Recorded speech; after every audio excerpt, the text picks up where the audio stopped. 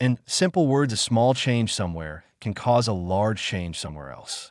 A child who grew alone and unaware of his heritage or the legacy that he carried might become a world savior in some reality.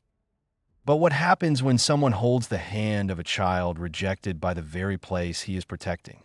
What happens when a child is trained to wield his legacy? A world where whirlpools were disciplined and storms became playthings. A world where a small change caused a great ripple in the fate of the world, and it all began with a prank. It started off as another day in Naruto's life.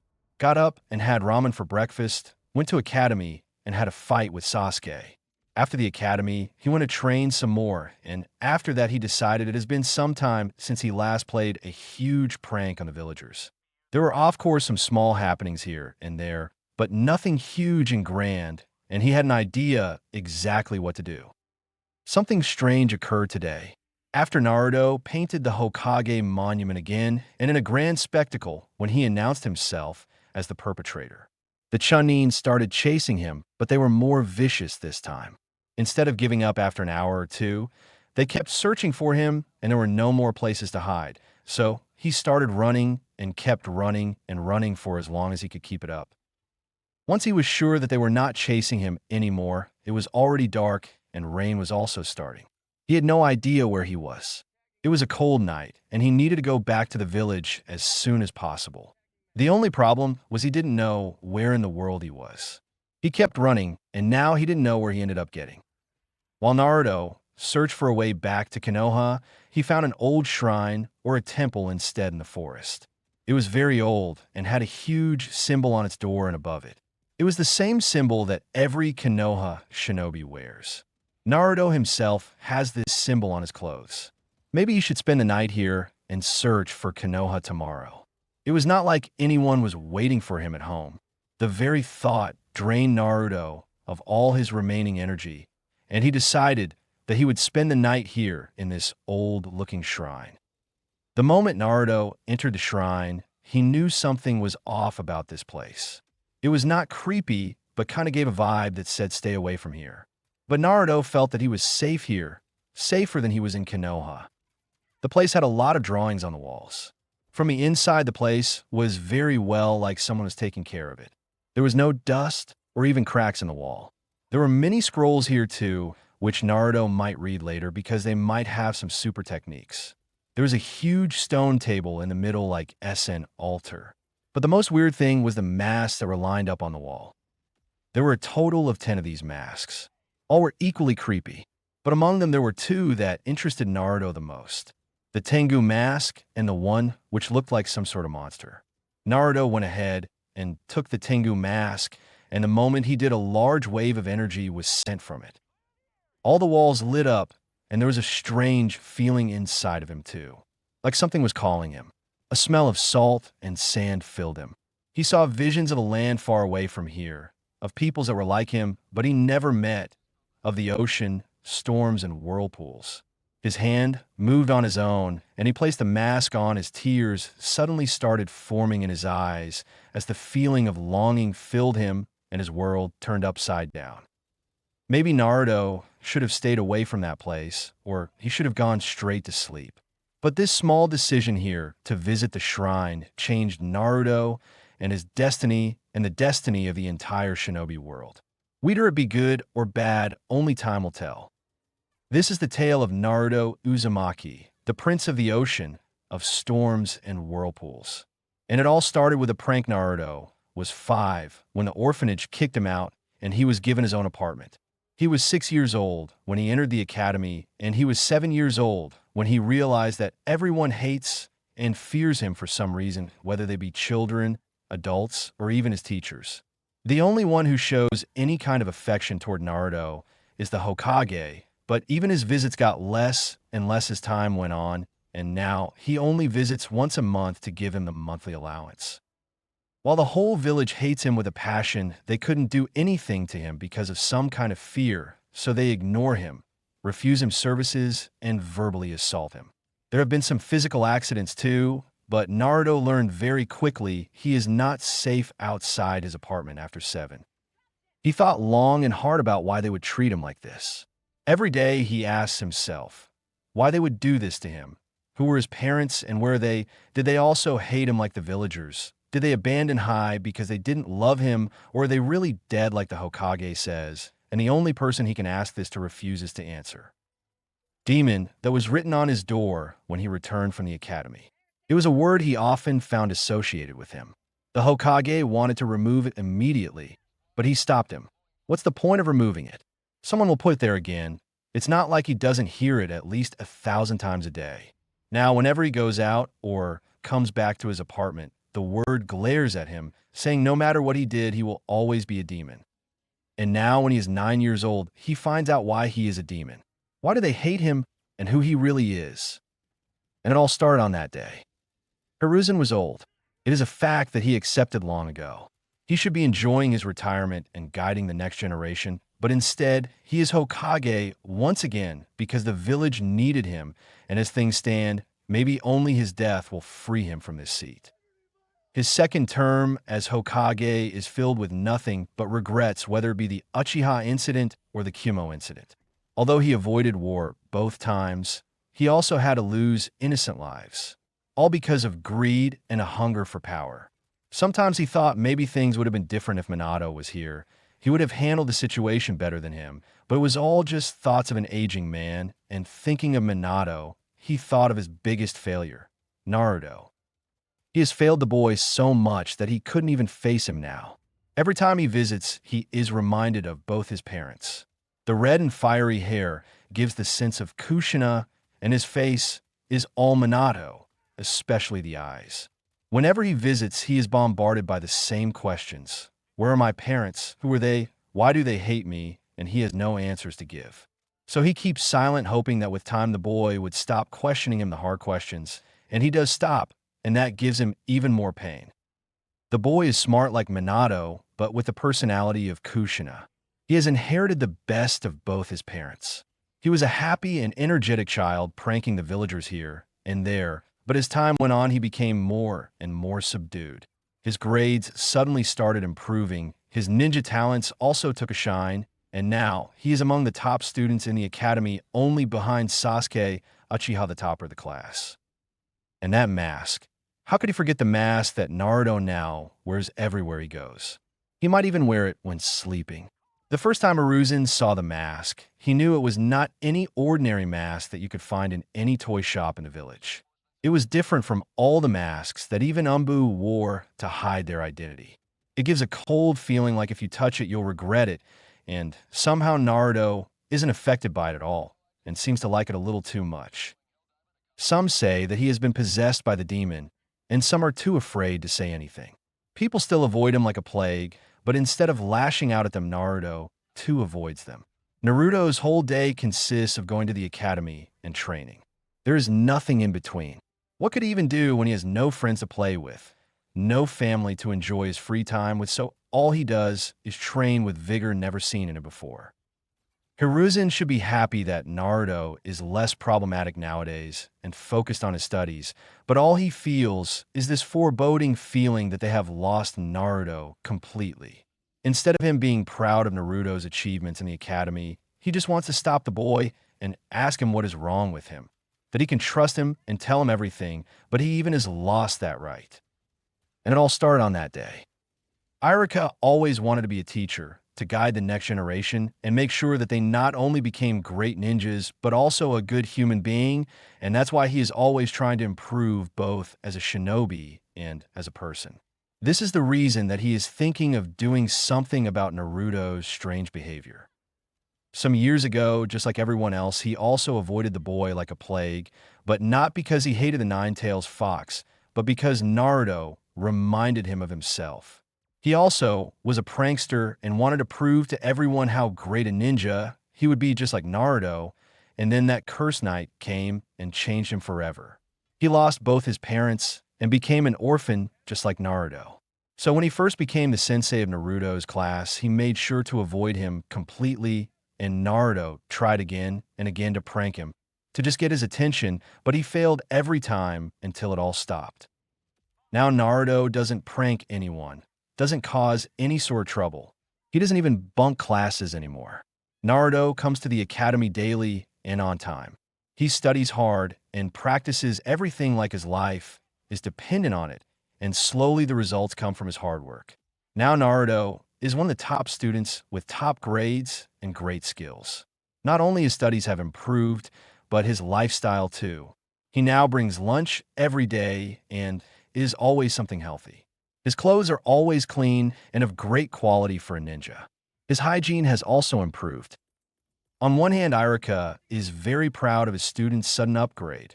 Yes, he is proud of the demon kid. While on the other hand, he is also worried for him. Naruto has stopped talking to anyone in the class, even to Shikamaru or Kiba. No longer does he ask Sakura out on a date or challenge Sasuke for a fight. He just comes to the class, sits on the backside silently, does his work, and leaves. He has become so silent that if you don't search for him specifically, you wouldn't even know that he is even present in the class. And that weird mask that he wears now. First, he only wore it during lunch every day and after he was out of the academy, but now the mask is on 24/7.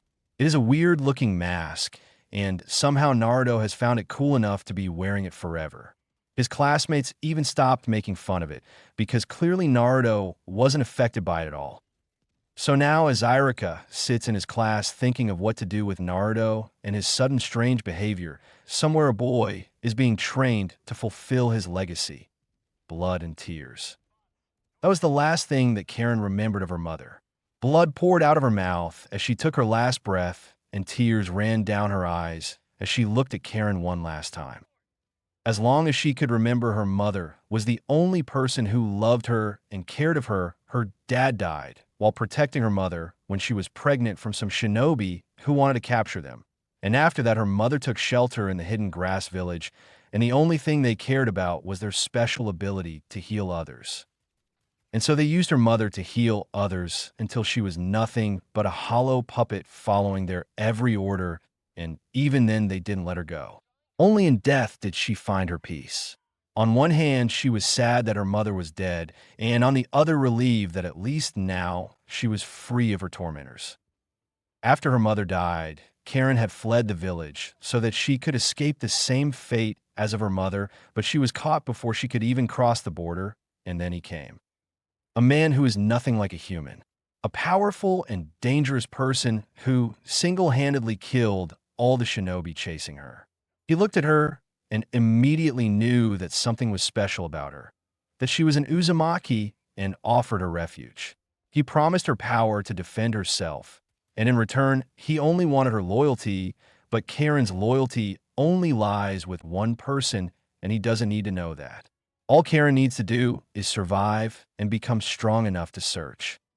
Search for the child that was promised, the child that Uzumaki believed will be born to avenge them and their clan. The child that would reunite the remaining clan and change the world. But until then, she would wait and preserve, and as her new master called her for a new mission, she remembered the tale her mother used to tell her every night, so that Karen knew where she belonged. The tale of the founder and the prince of storms and whirlpools. Flashback, Karen's POV. "Mother, are you all right?" Karen asked fearfully. As long as Karen can remember, her mother was sick, and with time her sickness seems to get worse and worse. "Yes, my dear child," her mother replied. "Is something bothering you, my love?" "I am afraid, mother. Afraid that you'll leave me like father did. What will I do without you? Please don't leave me alone," she cried to her mother. Her mother tried to speak, but again coughed some blood. Karen ran to give her some water. "Thank my child. Karen dear, never think for even a second that I will leave you. Maybe I won't be with you in the flesh, but my soul will always watch over you, and my love will always be with you." Karen melted at her mother's words. The dam of her eyes broke with full force. To even think of a world where her mother would not be there to love her, to protect her, scares her, and she lets it out to her mother, who promised her again and again that she would not be alone, that her parents would always watch over her. "Dear child, don't think too much of me dying. For other people, maybe death means the end, but for us who share the Uzumaki blood, death is nothing but a start to a new journey. Always remember that death is not our enemy, but our protector, and we are the children of death." Maybe Karen was so consumed in her grief that she might have heard wrong. Is her mother saying that death is their guardian? How absurd. If death was their protector, then why would it destroy her clan, take her parents away from her? Death was nothing but a curse to Uzumaki. You might think that now, my dear. Her mother replied to her inner thoughts like she was reading her like a book. I also thought of it after I lost you, father, that maybe instead of being our protector, all death does is take from us. Maybe we are not the children of death, but its sacrifice. But now that I'm taking my last breaths, I can hear its calling, the warmth of its embrace. Your father and my family are waiting for me, Karen, and the time has come for me to go. I can see that the All-Father has come to take me back to my clan, but before I go, I must tell you of something. Something very important, something that I have hidden from you for so long. You must understand what we are and what makes us special. You must understand your duty to the empty throne of Uzushio and towards the child that was promised. The empty throne, the child that was promised, the All-Father, all of it is confusing Karen. Her mother looks very serious, like what she is about to tell Karen might be the secret of life itself. So Karen braces herself because these might be the last moments she spends with her mother, and she doesn't want to waste a single second. A long time ago, there was a man who fought a beast so powerful that it can bend nature to its will. Her mother started telling her a story with slow and steady breath, like she was clinging on to every one of them so that she can spend as much time with Karen as she can. And the beast wanted to destroy all of humanity, so to stop the beast, a man rose to fight it, and they fought for days, and the man finally defeated the beast by sealing it inside himself. That man is now commonly known as the Sage of Six Paths, and for some people he was a god. The sage traveled the world to preach his teachings and spread his religion of Ninshu. He was the person who gave us chakra and taught us how to use it. After establishing peace during his time, he settled down and had 3 children, 2 sons and a daughter. Indra, Ashura, and Devi, the 2 sons, and 1 daughter of the Sage of Six Paths. The Senju, Uchiha, and Uzumaki are all direct descendants of the sage. We are the children of his daughter, Devi, who instead of following the footsteps of her father like her brothers choose to follow her own path, and that led her to Lord Sosuke Aizen. Lord Aizen was part of a sect of gods who was responsible for guiding the souls to the next life, and they were known as the Shinigami.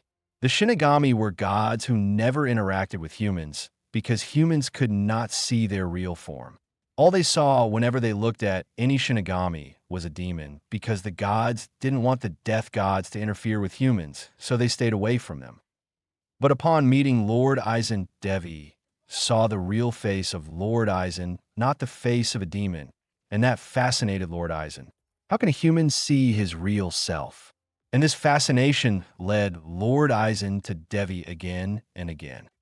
At first, they were only friends, Devi who wanted to explore this world and enjoy it for all it offers, and Lord Aizen who wanted to understand Devi, but in all of his years as a Shinigami, he never met a more free soul like that of Devi, and surely he became enchanted by her. They fell in love and started a family. Devi inherited chakra directly from the sage, and Lord Aizen was a god, so their children were also special. They inherited the strong chakra from their mother and the body from their father, and that is why Uzumaki have such a long life and strong life force. Lord Aizen was the one who taught his children the art of the sword and sealing. He loved his family more than his life. Slowly, he gained popularity among the common folk for his kind and helping nature, and people started looking past his demon self, and together they built a home for his family and his people, and that home is now known as Uzushio. Lord Aizen and Lady Devi shared their power with all of Uzushio. They taught them sealing and how to use chakra. Together they all lived a lovely and peaceful life as one big family. But for all the powers that Devi inherited from her father, she was just a mortal, and with age she withered. Lord Aizen could not comprehend losing his love, so he devised a plan to make Devi immortal. Instead of taking her soul to the next life, he sealed it inside a summoning mask of the Shinigami so that he could summon her soul whenever he wanted and live with her forever. But when the other gods found out about this, they punished Lord Aizen. They cursed him to never be able to see Devi again, and if he summoned her ever, he would lose not only his wife, but his children too, and that he must leave the earth immediately and never to return. They cursed him to be forever remembered as nothing but a monster known as death to all humans. He bowed down to the might of the gods and left the earth, but before leaving, he outwitted the gods once again by leaving his very own summoning mask along with his wife to his children so that they can call him whenever they want. The gods can stop him from coming to earth all they want, but he will never abandon his family. And that is how the Uzumaki had the power to summon the death god to help them. But with time, people forgot the true history of the Uzumaki, and when the age of shinobi villages started, the Uzumaki remained in their little island supporting and protecting their family. Because for Uzumaki, family comes above all, and with the special powers that the Uzumaki wielded comes the fear associated with it. People grew scared of how easily the Uzumaki can do things that seemed impossible for others, and the true fear towards Uzumaki started when Lady Mito, who married Hashirama Senju, became the first Jinchuriki of the Nine-Tails Fox, and that initiated the true campaign to wipe out the Uzumaki, because even the tailed beast were nothing against their might. I don't know what happened clearly because I was a little girl at the time, but somehow the allied forces of Kyomo, Iwa, and Kiri entered Yuzushio in the cover of the night, and when everyone was sleeping peacefully, they started massacring our people. It was brutal. Chaos was everywhere. The allied force had only one motivation, and that was to kill Uzumaki, not capture or subdue, just kill, kill, and kill. Our leader at that time was Lord Yoshino, who saw that the destruction of Yuzushio was the only outcome of this invasion. He felt the only way to protect what little of his family remained was to sacrifice himself. And so he created a barrier around Yuzushio that trapped anyone who didn't have Uzumaki Chakra in them. And the remaining members of Clan Uzumaki left the barrier with heavy hearts and sorrow. Lord Yoshino summoned the Shinigami to devour the souls of all the invaders that were present that night, and when Lord Aizen came as a Shinigami, he saw only what was left of the beloved home he and his wife had built. He saw the dead bodies of not only the enemy, but of his children as well. He has never felt so angry in his entire life. Lord Yoshino apologized to the All-Father for failing to protect his family. He didn't have much time left, and the barrier was necessary to end all their enemies, so he urged the Shinigami to take the soul of all those trapped inside the barrier at the cost of his own life, and that was exactly what Lord Aizen did. He devoured all the souls of enemy shinobi, and they all died screaming and kicking, unable to escape the fate that welcomed them. And now they all are trapped inside the Shinigami's stomach to suffer a fate worse than death for all eternity, and with that Lord Yoshino finally fell. The Uzumaki that survived all stayed behind to bury all of their fallen family, and to give them proper farewell, and the All-Father also stayed with them. Filled with anger at being unable to do anything for his fallen family, he cursed the god for their inaction, for letting the innocent be killed without any consequences, and he used the power he regained with time to compel the gods to his will, and the gods finally listened to his anger. A prophecy was told by the skies of a boy who will be born with the blessings of death, one who will attain what no other before him has, and that boy will be the one to fulfill the will of the Shinigami. I was their little Karen when the prophecy was told, and I saw the power that the All-Father wielded even in his weak form. Even the skies bowed down to his might. He promised his children that one day they will be able to rebuild their home again and avenge their fallen family. But until then, they must leave this place and survive. Before leaving, he sealed Yuzushio and promised that only the boy chosen by the gods who will bend the very nature to his will, and only that boy will be able to undo the seal, and when that happens, a mark will appear on all who share the Uzumaki blood. And when that time comes, you all must unite together and rebuild our home, and with that the All-Father left us. I was a small child, and with time I forgot the true meaning of my exile, why I was here hiding in this village in the first place, but now that I am about to depart this world, I remember everything, Karen, and you must also remember. This is what we are living for. The day is near, and I can feel in my blood. The boy has already been born in this world. You must survive and find the boy, Karen. Promise me that you will fulfill our destiny. Promise me that our true home will be rebuilt and we will avenge our family. Promise me, Karen, that you will not lose hope. Karen promised with all her heart, and with that, Yumiko Uzumaki died with a smile on her lips and hope in her eyes. She left the village after the funeral of her mother, which was attended by only one person other than her, the doctor that Mother used to work with, and he also helped Karen leave the village. And now she is here serving the snake Sanin of Konoha and waiting for the opportunity to go and find the boy that will change her life. Author's note: thank you all for reading this. My exam has started, that's why this took so long to write, and the next one might be late too, so sorry in advance. In this chapter 1 gave a little tribute to the goat Sosuke Aizen. I just wanted a name for the Shinigami, and what better to name him than the great Shinigami Lord Aizen of Bleach Universe.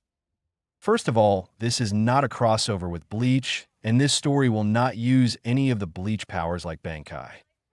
Also, I have taken the liberty to change some things of the Naruto universe.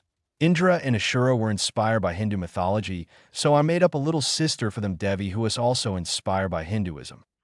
Things and lore behind things will change according to my needs, so if you don't like this, then you can stop reading this FIC. But if you still continue, then thanks for your support.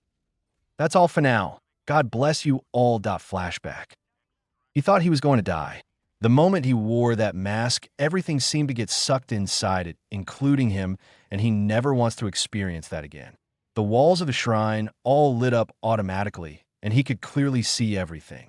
Symbols that adorn the walls, different kinds of weapons and scrolls, and especially masks. So many masks in Naruto is not touching any of them again. He should remove the one he is wearing too, shouldn't he? But it feels warm now instead of giving that cold feeling it gave earlier, and maybe he's a little insane, but the atmosphere around is so cold that he wants to keep all the warmth he can get so he didn't touch the mask. Hello, young Uzumaki. It's so good to finally meet you. I have been waiting for you for so long. Now he knows that he is a little insane, but not so much that he will start hearing voices in his mind, because there is no one aside from him here. He gets a little uncomfortable thinking that there might be a ghost here. Well, it certainly looked like a place where ghosts could live freely, but not him. You could say I am a ghost, but I am not here to hurt you, little prince. I just want to talk to the boy I was waiting for. This time he was sure he didn't hear wrong, or that it was just his illusion. Someone was talking to him, and it was a ghost. Now Naruto isn't afraid of anything, but ghosts are something that frightens him. And so the only logical thing to do in this situation was to run, and that's what he did. He got up and ran, but the moment he reached outside the shrine, his feet stopped. He recognized immediately that he was not in Konoha. All around him was a forest and ruins. He could hear waves of water, and the breeze was cold, but not scary cold, but just normal cold. His heart panicked. What the hell happened to him? Where is he? Again, he started running, and he ran as fast as he could in what he assumed was the direction of Konoha, hoping to find the village somehow, and all he reached was sand and sea. As far as his eyes could see, there was water and waves. The moonlight lighting the blue water in his silver color, and the glass present in the sand shining like diamonds, and it was the most beautiful and breathtaking view he has ever seen. This is Yuzushio, little prince. A hand was on his shoulder, and he looked behind to see probably the most beautiful woman ever. Her long red hair flowing like a river. Her eyes looked like something that shouldn't belong in this world. Everything about her was perfect, but instead of being enchanted by her beauty, he panicked because he didn't know what was going on. He tried to take a step back, but she stopped him with her firm grip, and Naruto's heart was beating. He was going to die by the hand of this beautiful ghost in this beautiful place, or maybe he was already dead and right now was in the afterlife, and this is the angel sent to take him to his place, and that made the most sense. Otherwise, how else could you explain all the things that are happening? You are not dead, Naruto, the ghost said while smiling, and I'm not here to harm you, so there's no need for you to be afraid of me. Although she is a ghost, somehow Naruto knew instinctively that he could trust her.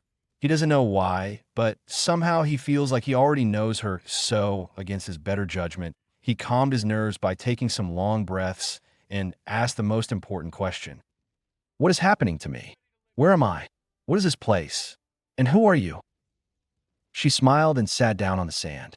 She motioned for him to do the same, and for some minutes they both sat silently on the sand, watching the sea. Naruto felt a calmness he never felt before. It was something he should get used to. The breeze was soothing, and the sound of sea waves provided a comfort he didn't know even existed.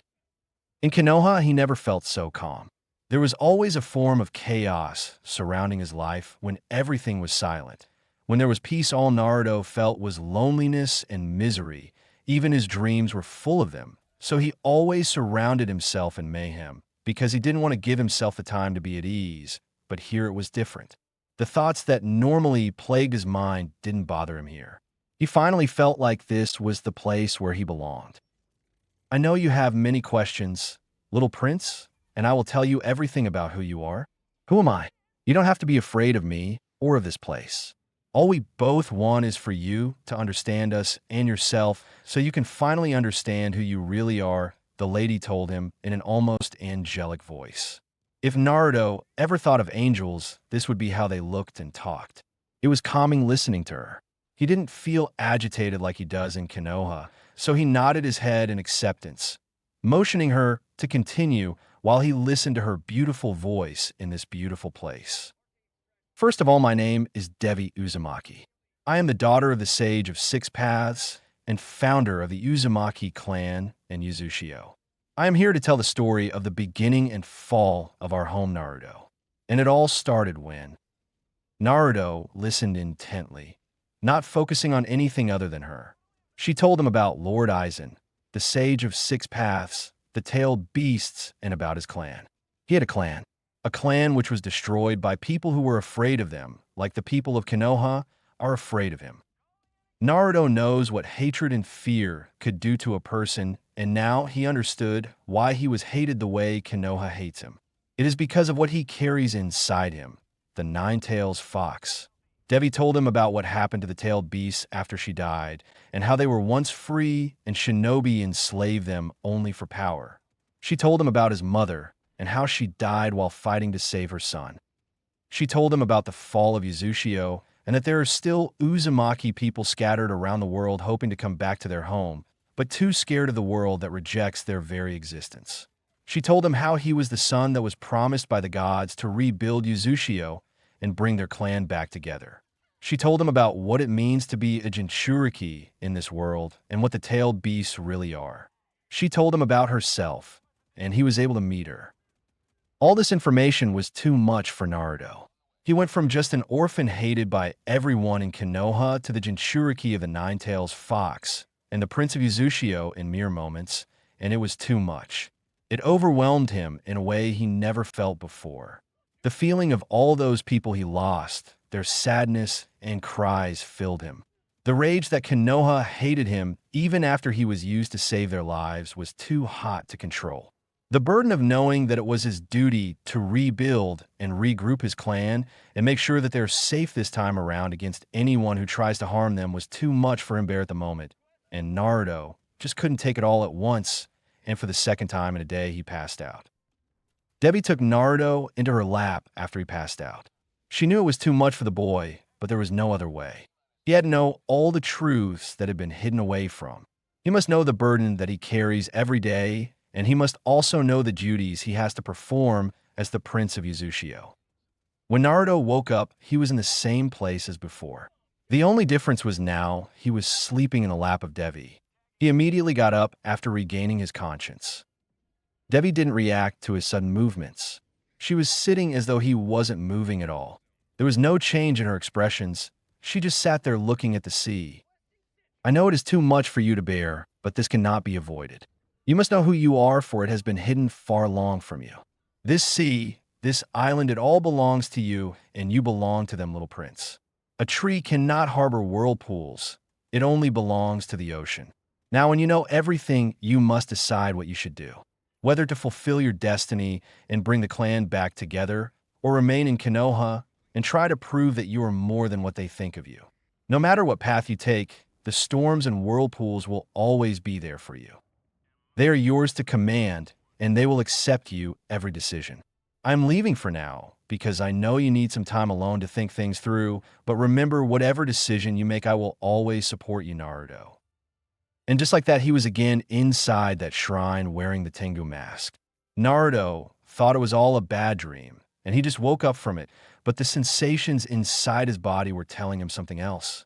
He knew it was all real, it cannot be false. Naruto knows what he needs to do. He didn't need to think this through for as long as Naruto remembered. He always tried to be part of this great tree called Konoha, to become one of its leaves like everyone else. But he always knew deep inside that he didn't belong here, that there was something calling for his own something he can call home, and now he knows all the truths and all the lies that this tree has hidden from him, and he has made his choice. Perhaps looking back, he will regret this moment, but Naruto only knows to move forward. Once he has made up his mind to do something, he will do it no matter what.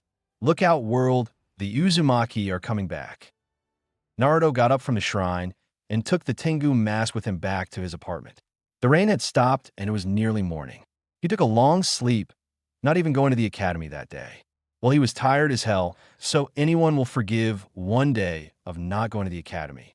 Once night came again, he went back outside of Konoha, but it was not as easy as he thought. Apparently, the third Hokage couldn't find him after he played that prank, so he sent out some of his best shinobi, and even they couldn't find him. So when he made his way out of the apartment, he was immediately brought in front of the Hokage, who had many questions for which Naruto has no answers. If the third has kept many secrets from him, then he will also keep his secrets to himself. He was asked about last night, which replied he spent inside his apartment. Apparently none of the shinobi thought to check his apartment while searching for him, and Naruto just got lucky no one saw him coming back to his apartment. The third looked like he knew he was lying, but didn't say anything, just that he can go and take care of things. Naruto doesn't think he should spend much time with the third, otherwise he will do and say something that will ruin everything that Naruto has thought of, and after that he avoided the third as much as possible, and with time the third only visited once a month to give him his monthly stipend. Naruto went to the shrine every day after that, and he started wearing the Tengu mask whenever he wasn't sleeping, eating, or bathing. Apparently, according to Devi, who was the founder of his clan, he can only talk to her while he was wearing that mask because her soul is trapped in it, and it will be trapped for as long as the mask remains. Naruto asked if he could just destroy the mask and free her, and she just smiled and told him that only the Elder Gods can free her. Now Naruto has two missions. First, to rebuild Uzumaki and restore the glory of his clan, and second, to free Devi. He likes Devi a lot more than he thought possible. She always answers all of his questions. She is super duper intelligent and somehow knows everything. She helps him study and even trains him. Naruto is learning all about his clan, their history, their techniques and fighting style from Devi, but according to Naruto, is different from all the other Uzumaki, and it has nothing to do with Kurama. He forgot about Kurama. So he met the Nine-Tails Fox with Devi by his side, who apparently somehow appeared in the seal. She was also the little sister of the fox, and fixed his relationship with the fox before it could be even more damaging than it already was. Kurama told him his real name when Naruto introduced himself, which no other living human knows, and that make Naruto feel a lot more special, because Kurama trusted him with his name, and Naruto promised that he will also free Kurama from this seal and make sure no one ever again seals him again, which made him smile, and that made both Naruto and Devi smile. Kurama also trains Naruto about history and chakra. He knows so much about chakra in this world. Kurama also lived in Uzumaki with Devi, but after she died, he left the island and lived in secret until Madara came to control him. Now Naruto knows about his parents, what happened when he was born, and that the masked Uchiha is still out there somewhere, and Naruto has to protect both himself and Kurama from him. He knows about his clan and his burden as a Jinchuriki. He should thank the third Hokage for not turning him into a weapon of mass destruction, like Kurama explained. Now that Naruto has a family, Devi who treats him like a mother will treat his son, full of love and affection, and Kurama, who's like a big brother, stern but sometimes a little naughty, and Naruto is slowly winning all of Kurama's affection. He no longer felt the need to play pranks or go out his way to gain attention. In fact, he tries to avoid other people as much as possible. Thanks to Devi and Kurama, his scores in the academy has gotten way better than he previously thought. His taijutsu, chakra control, academics, and overall all his performance have advanced at an impossible rate. He is now one of the top students in the academy, and that's all thanks to Devi and Kurama. His advancement in the academy and his sudden change in behavior and the Tengu mask that he keeps with himself has freaked most people out, while some of them have become very receptive to him. Like Sasuke, no longer treats him like a nuisance, and in fact he sometimes gives him tips to better his taijutsu, and they even train together after the academy. Iruka-sensei never gets angry with him, and he always makes sure to ask him if he has any problem understanding anything. All in all, Naruto's life couldn't be better, but this is not enough. Nothing will be enough until he has achieved his dream of bringing his clan together, and now that he knows the truth, he has a way to get them all back to where he belongs. He has a way to find them all, and he will face anything on his way to find his family. His resolve and will is strong, and it reflects as the mark on his hand pulse with the Uzumaki power. Flashback. So the mark is proof that I am indeed the child that was promised, and it is through me that Uzushio will be restored to its former glory. Naruto already knows this, but he asks Devi again and again because everything feels unreal to him.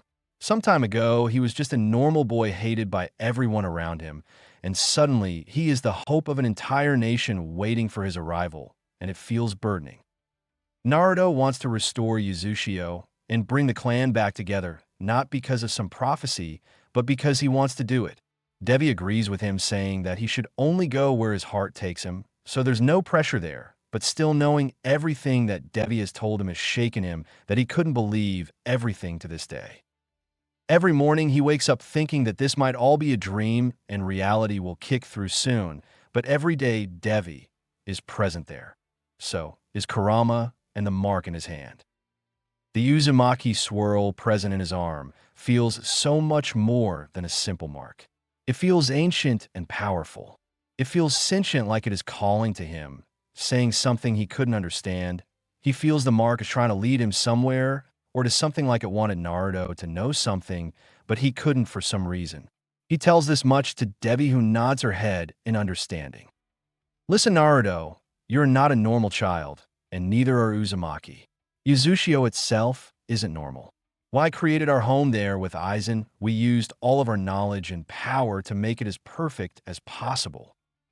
Uzushio has always been filled with our powers and has been subjected to the powers of the gods. When Aizen sealed Uzushio in hope of your birth, Uzushio itself closed herself from all around, and now the island is surrounded by whirlpools far more wild and thunderous than ever before.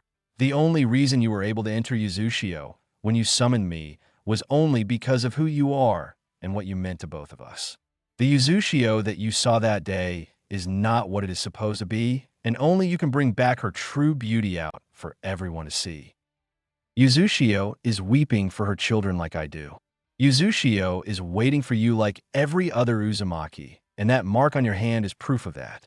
It is the only way to connect every Uzumaki together and bring down the barrier that sealed Uzushio. For now, only you can enter the island, but when you have completely gained the approval of Uzushio and me, you will be able to reseal the island and wield the true power of the Uzumaki. But that mark is incomplete. You can see the swirl of Uzushio on your hand, but if you look closely, you'll find that it has only a little color in it. That is because up until now, you were unaware of everything, but now that you have me, you know everything. That mark is there to show that Uzushio has awakened from its long slumber, but she is still not ready to welcome you, because you haven't proven yourself to Uzushio. You must prove your wisdom and your strength. You must prove your will and your courage, and when you have proven everything that Uzushio requires of you. When Uzushio thinks you are ready to be home, it will call you and all her children back to where they all belong. That is the day the mark will gain its full coloring, and then you will know what it is saying and what you must do. You have already promised me that you will restore Yuzushio and that you will bring the clan back together, but you must understand it won't be an easy task. It will be like moving a mountain, but much more dangerous. You'll have to train yourself to the death if you want the power to protect all of which you treasure and to fulfill your dreams. Because if you remain weak, you won't be able to protect anything, not even your dreams, Naruto. I am here, and so is Kurama, and we will help you as best as we can, but it is you have to do the heavy lifting. You are free to do what you want in life, and I will support you, but if you choose to walk this path, then it is important that you know what you are getting into. Not only are the enemy of Yuzushio powerful and dangerous, but there will be other obstacles on your path to glory. So if you want to move these mammoth mountains, then you must become much, much stronger than them. Are you ready for it, my little prince? Naruto has always dreamt big. When he was a child, his dream was to be the greatest Hokage so that everyone will finally acknowledge him as Naruto Uzumaki. But those days are over, and now he dreams of his clan being happy and together rebuilding Yuzushio and being the best family that they were supposed to be. He has always known that power will be required to achieve his dreams, whether it will be to become Hokage or to rebuild Yuzushio, and now Devi is telling him the same thing. He knows in his heart what is required of him, and that the path to his paradise won't be easy, but he also doesn't like easy. He is Naruto Uzumaki, heir of the storms and whirlpools, and he will show the world what happens when you mess with his family and home. He will do anything and everything to ensure that his people are safe and happy, and he will not let anyone destroy that happiness again. I'm aware of the path that I have chosen for me, and I know that it won't be easy. A day will come when the storm ahead will feel impossible to survive, but I will survive it, and I will do anything necessary for the survival of my people. Naruto Uzumaki vows to rebuild Yuzushio and bring the Uzumaki clan together, even if I die achieving my goal. Naruto spoke with so much conviction that the mark on his palm glowed with its appreciation, and it gained a little bit more color. Even the sky bestowed their blessings with a thunderous roar, and Devi smiled, and her eyes told him that she is convinced of his words, that she puts her trust on him like Yuzushio does, and Naruto will not disappoint them. He will achieve his dream or die trying, but he will not give up no matter what, because that is his ninja way to never give up. Flashback ends.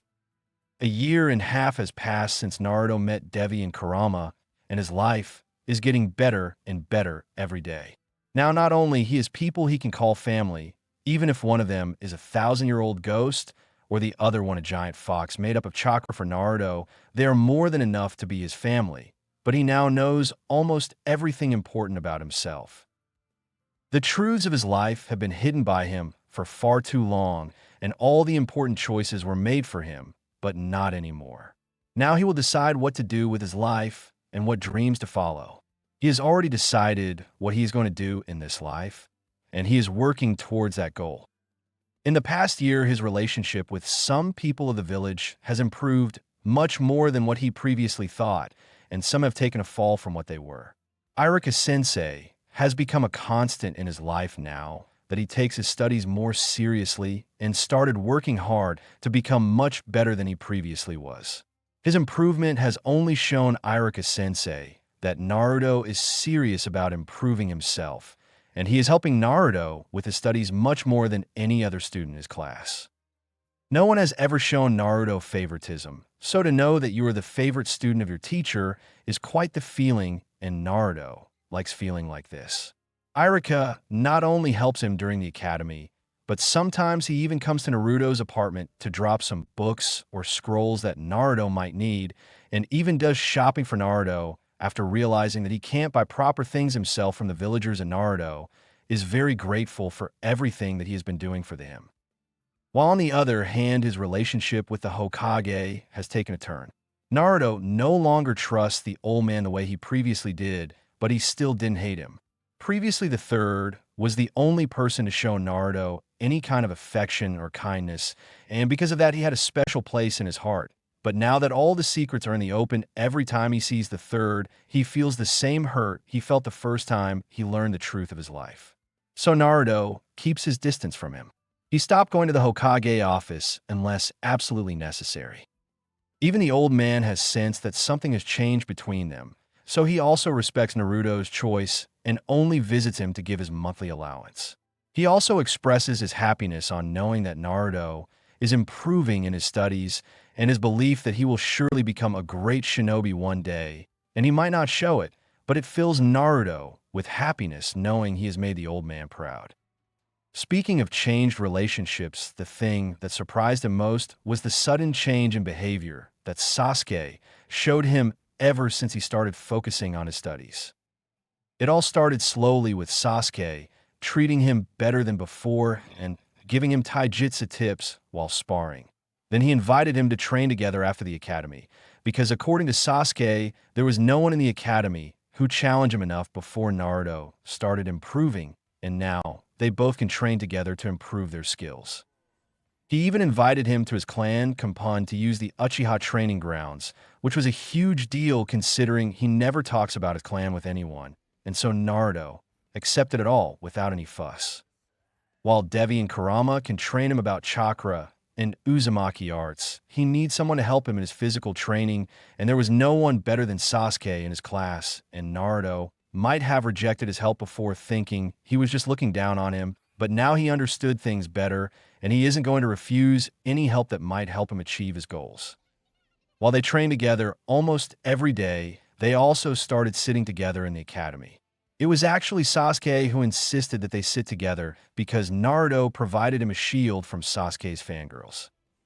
Naruto was never popular in his class, and ever since he started wearing the Tengu mask, the fangirls avoid him as much as they can, and this provided Sasuke the brilliant idea of sitting together with Naruto, and one day, while Naruto entered the class, Sasuke was the one who invited Naruto to his seat in front of everyone, and ever since then they always sit together.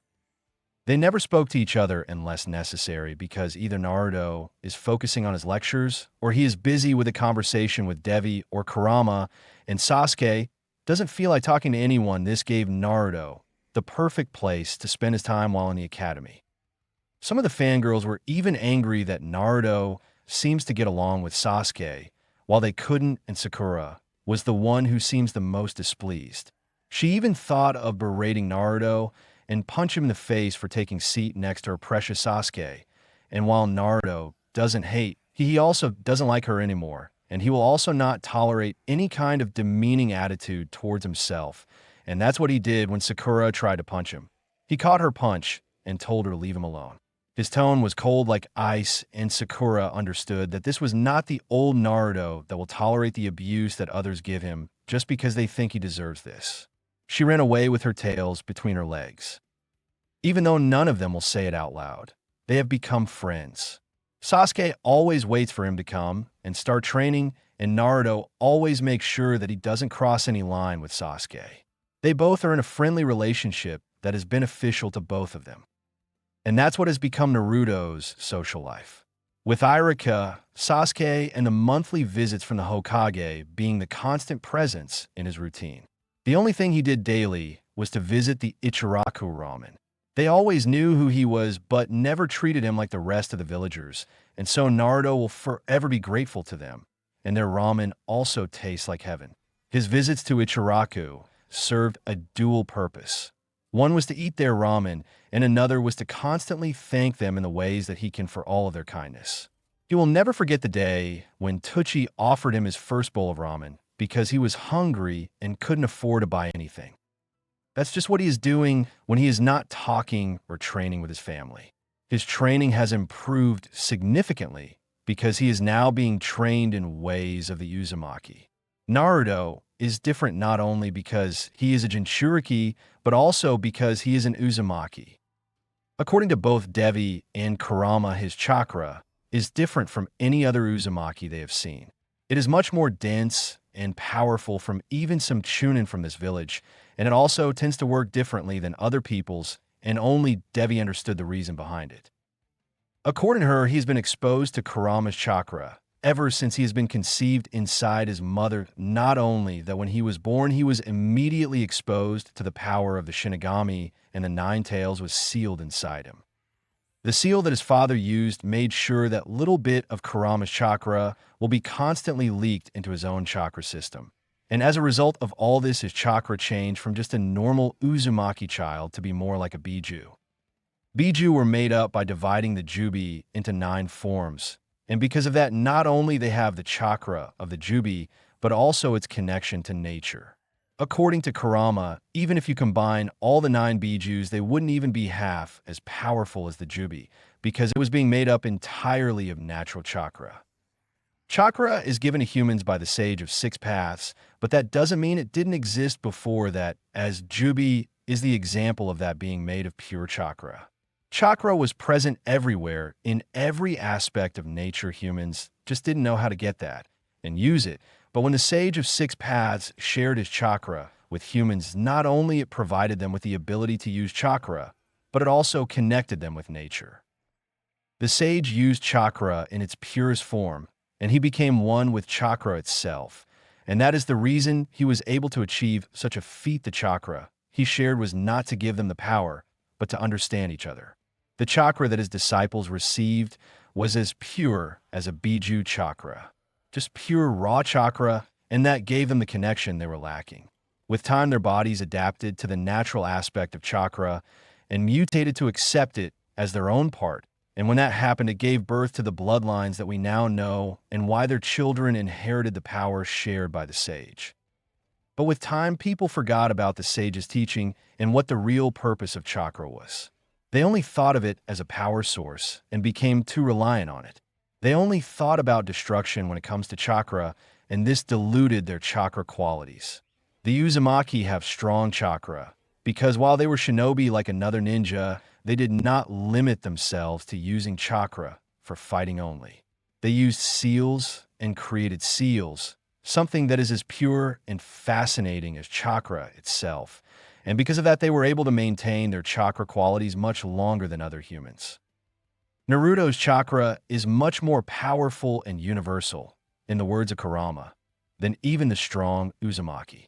His chakra has more quality of a Biju than that of a human, and that is why his chakra training is also different from other humans. Instead of learning hand signs to learn jutsu, like any other academy student, Naruto is learning to change his chakra into different chakra natures without the use of any hand signs.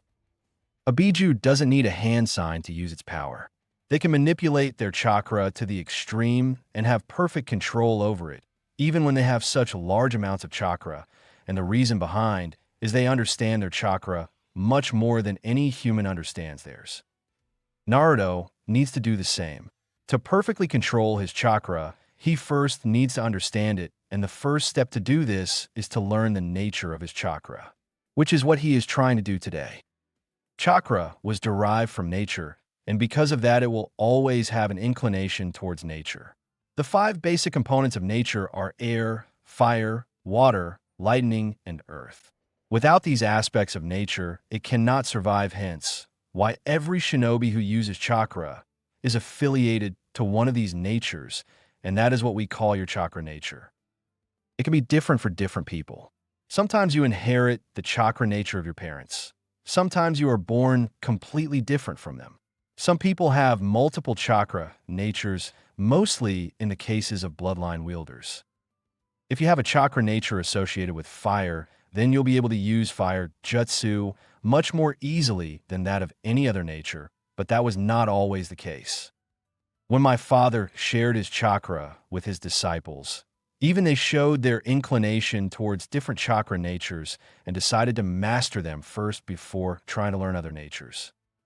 But how do your chakra decide which nature you should be more inclined to? Does it depend on where you were born or who your parents are and what their chakra natures were? Or is it some other factors that we don't know? I always thought about this when I was little, and as I grew up, I found the answer to my questions. Every person is born of nature. All the 5 basic aspects of nature is part of them, but one nature is always dominant in them. And that nature decides their personality or plays a huge role in what their personality will be, and that same nature also can be seen as your chakra nature. But as you grow, you learn different things and meet different people. All your life experience changes you and shapes your personality and your thinking process. And as a result, your chakra also changes. That is the reason the more you grow and train with different natures, the more easy it becomes to use them. And some people even master more than 2 chakra natures. Your personality drives your chakra. For example, when Kurama was still in Yuzushio, his chakra was pleasant and calm.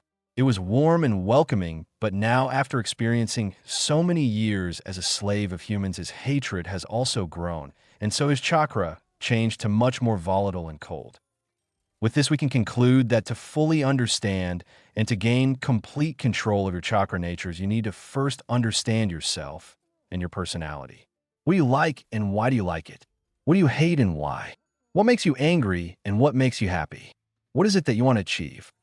Things like these are what shapes a man, and once you understand yourself, you will completely understand your chakra. For you, the training that I have decided is completely different than what other ninja do. You have time to think about these answers, and once you find them, it'll become easy for you to control your chakra, as it was for me, and it is for Kurama. But in the meantime, we can work on your foundations. The stronger your understanding of chakra is, the easier it will be for you to control it. We will not check what your nature is, at least for now. You will learn the basics of every chakra nature, whether it be hard or easy for you, and we will only move forward when you have mastered the basics, but you don't have to worry because we are here to help you along the way as families do. Devi told him clearly about what chakra is and what chakra nature means. Naruto understood everything clearly. His training is only going to get hard as time goes on, but nothing worth comes without hard work. If he wants to achieve the goals that he has set for himself, then he needs to work harder than anybody else. If he wants to become the strongest shinobi ever, then he needs to train harder than anyone else too. And Naruto is ready for the challenges ahead. With his family by his side, there's nothing that Naruto Uzumaki can't achieve. We need to talk. Naruto is used to hearing the voice in his head, and it no longer startles him. To think that such a mystic and large creature is sealed inside him is still unbelievable, but there is no denying the power of sealing. Speaking of sealing, his own studies of sealing is progressing much more rapidly than they all thought. One Naruto got hold of the basics of his studies of both the academy and sealing arts. Learning the more advanced stages was easy for him. Maybe it was because of his Uzumaki lineage, but sealing comes to Naruto as easy as learning to breathe. He understands the language of seals like they are talking to him and telling him what to do, and neither Kurama nor Devi know why. Apparently, there are still some things that can't be explained. Naruto. This time it startled Naruto because he was in his own dream world thinking. Kurama is calling him, and although he doesn't know why, it might be important, and it isn't like he is doing anything important. His relationship with Kurama has improved significantly over the past, and when he looks back to the first time they met, he can't believe that he has got someone he can call family so easily. Flashback. It was Devi who suggested that he go meet Kurama, because although he is sealed inside him, he is still lonely, but Naruto didn't know he could do it.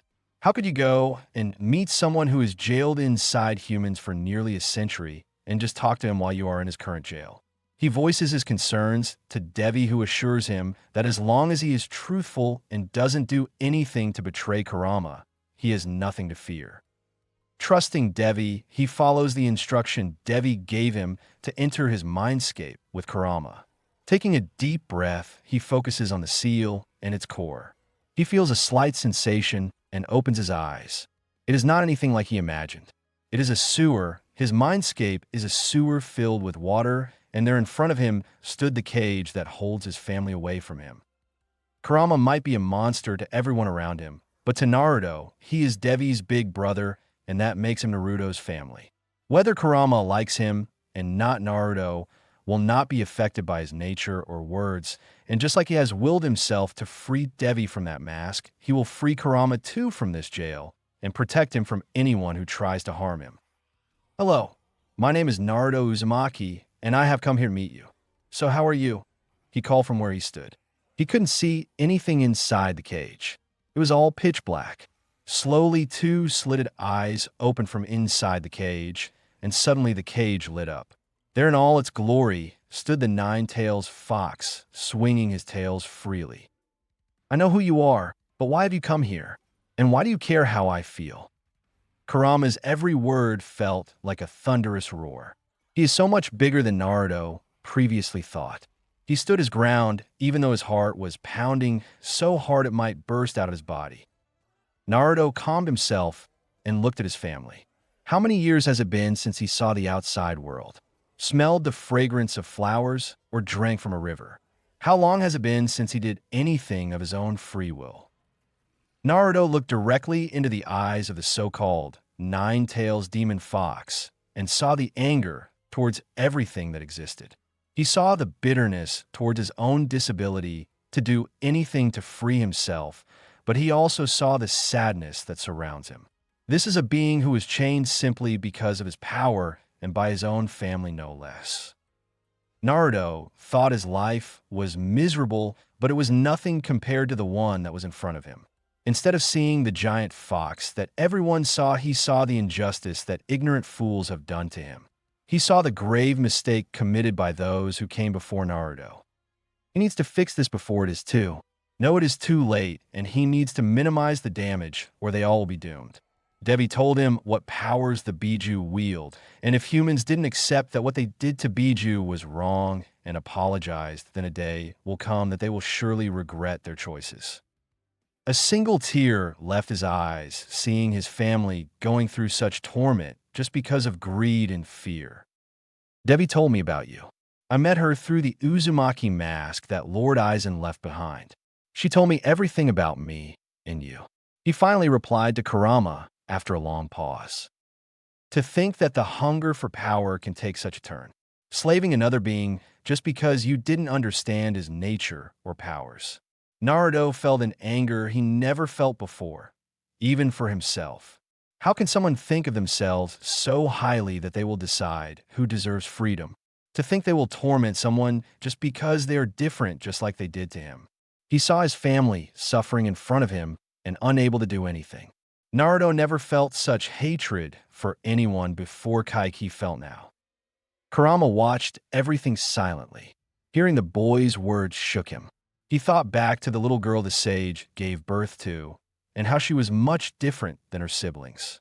Kurama remembers playing with her before she turned into an adult and left her father to follow her own path with a god. Kurama was there when she built her home and her family. He felt proud and happy for her and her achievements. He remembers the bond that he had with the only human child of his father. Kurama felt the boy's emotions in front of him. When the sage divided the Jubi, every other Biju got the powers of the Jubi, but Kurama got the essence of it. The Jubi was part of nature, and so is Kurama.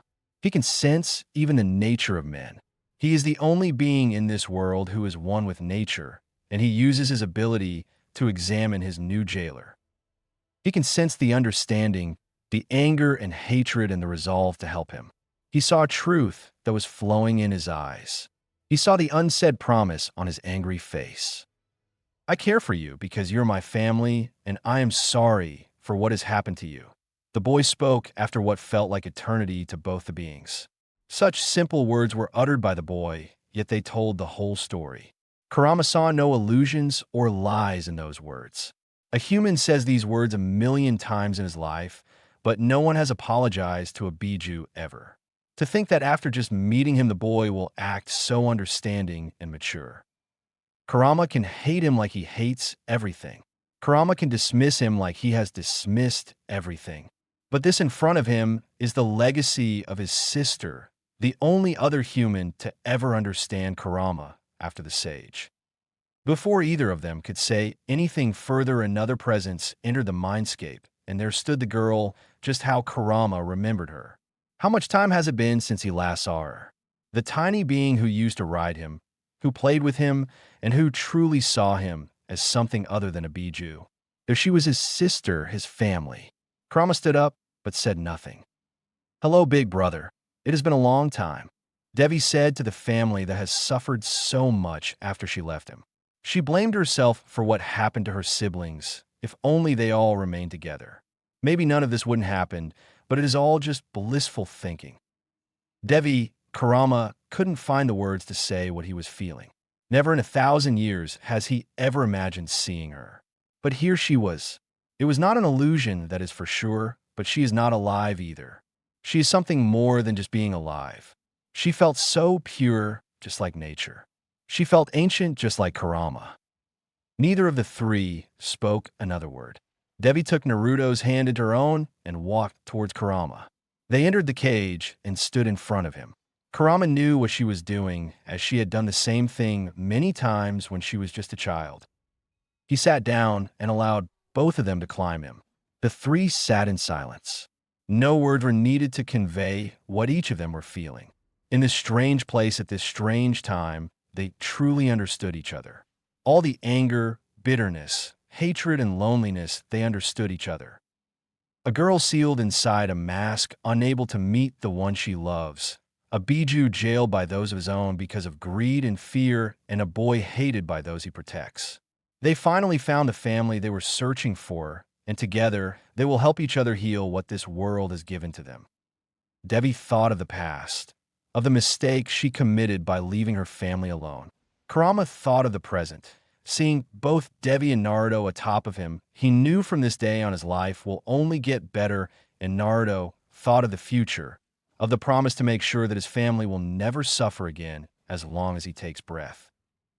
Flashback ends. And that's how Naruto first met Kurama, and ever since then their relationship has only improved. Kurama told him all about what he knew of his mother and his life, and Naruto couldn't be happier knowing that both Kurama and Naruto are not alone anymore. Kurama also greatly helped Naruto through his training. His understanding of chakra is so deep that it sometimes leaves him in awe. Kurama's explanations about things related to chakra are so thorough and perfect that even Naruto has excelled ever since he started teaching him. Thanks to Kurama, now Naruto has the basic understanding of not one, but all of the 5 chakra nature, because as explained to him before, Naruto is different from others. Flashback. Listen, Naruto, as Devi already explained to you, your chakra is already much more different from others because of your Uzumaki lineage, but not only that, since you're my Jinchuriki from the start, and due to the nature of the seal that your father used, my chakra is constantly flowing and mixing with your own chakra.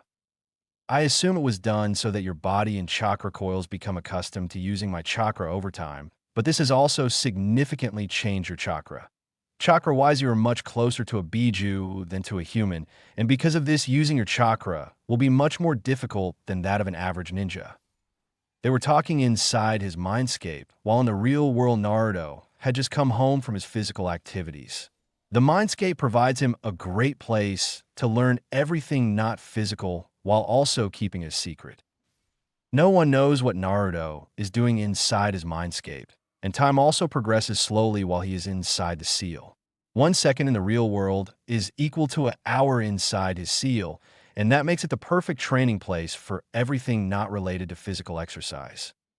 Since his body remembers everything he learns there, so every day Kurama, Devi, and Naruto spend hours inside his mindscape teaching and guiding him, and in the real world Naruto, with the help of Iruka and Sasuke, is improving his physical prowess. It has been 2 years since he met Devi and Kurama, and now Naruto is 11 years old.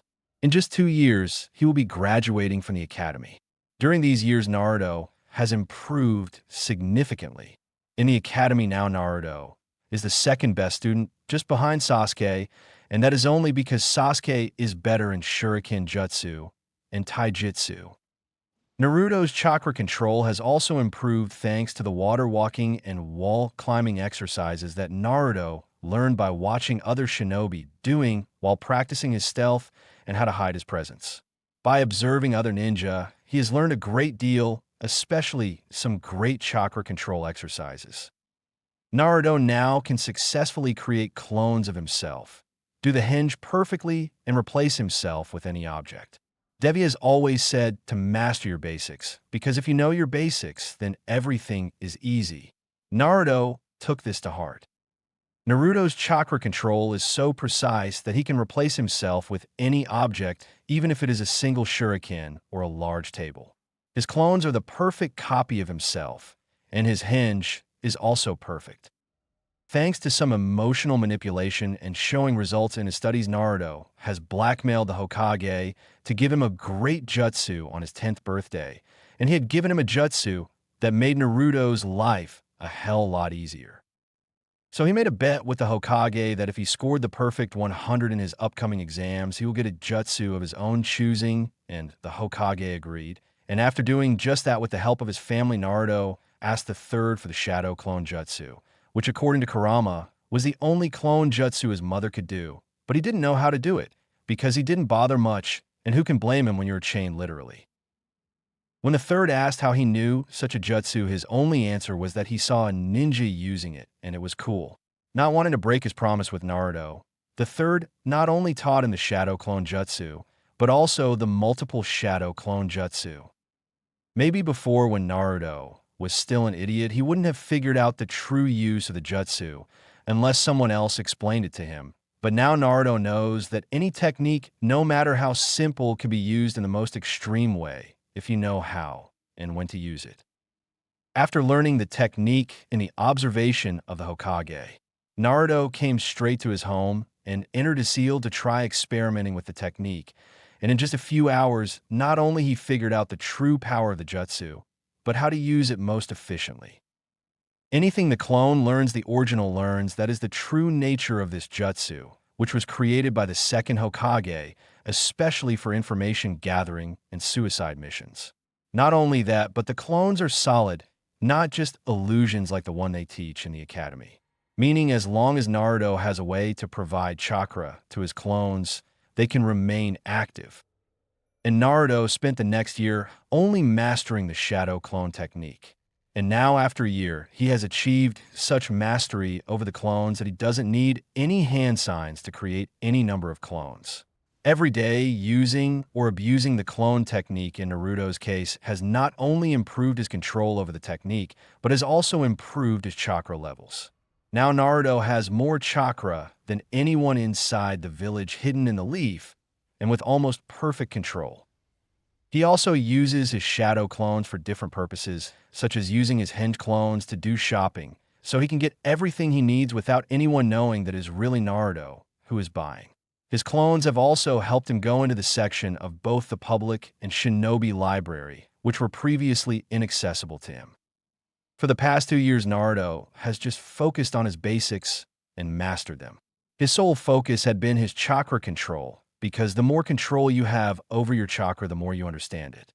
Over a year ago, Devi had decided that he was ready to learn different chakra natures, and he has been learning to change his chakra into different natures without the use of hand signs ever since.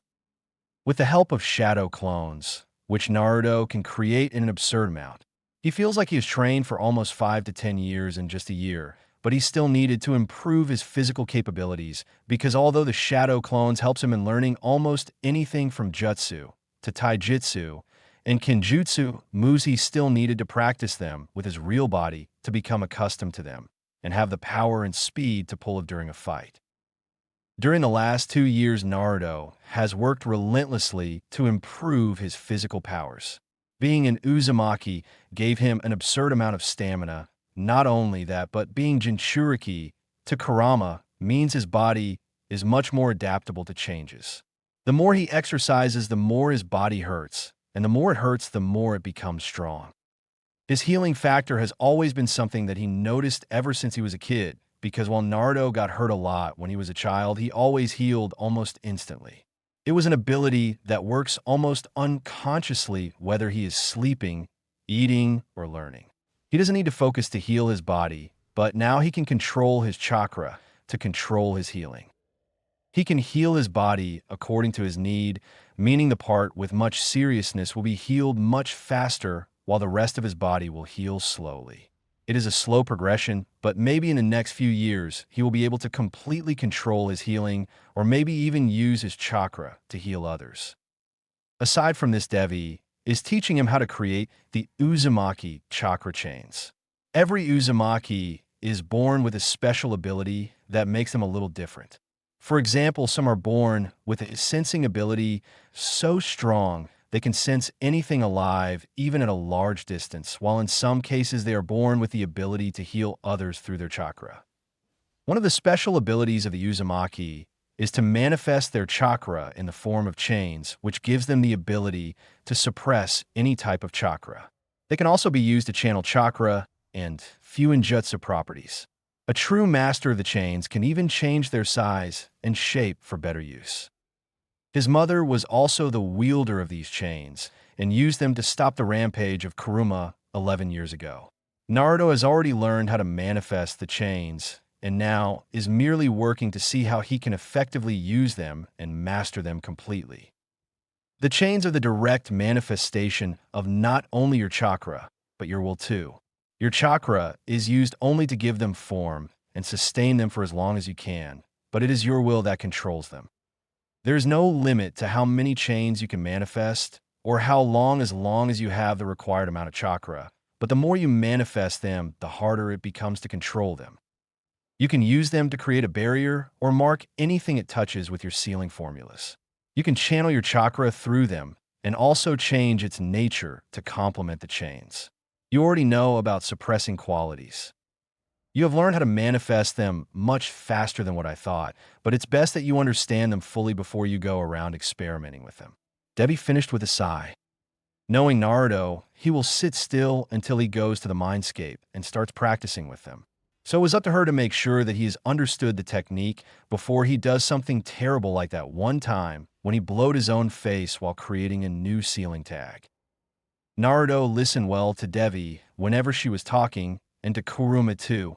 It is hard for Naruto to remain still, but he knows that whatever they are telling him is for his own good, so he calms his nerves and just listens to them. "I understood everything you were telling me," Naruto replied to Devi, but she could say anything else he cut her off. "Yes, I will not experiment with this technique without you, or Kuruma, and yes, I will make sure that I don't go overboard with the technique. Can I leave for the academy now?" He finished with his hands in the air. "Yes, you can leave, my prince," Devi replied with a huff. Devi sighed again, but smiled, ruffling his hair. Their relationship has improved significantly over time. In only 2 years, Naruto has learned so much just because of Devi. He has a family in the form of Kuruma, because of her, and a legacy to follow. Naruto knows who his mother is, but he never met her and has only heard a little about her from Kuruma. Even still, he loves her and misses her. But now Naruto has Devi, and although he has never said it out loud, she is like his mother too. She is the mother of all Uzumaki, but more to Naruto. Before her, everything was just blank in his life, but now it is filled with the colors of Uzumaki, and all thanks to her.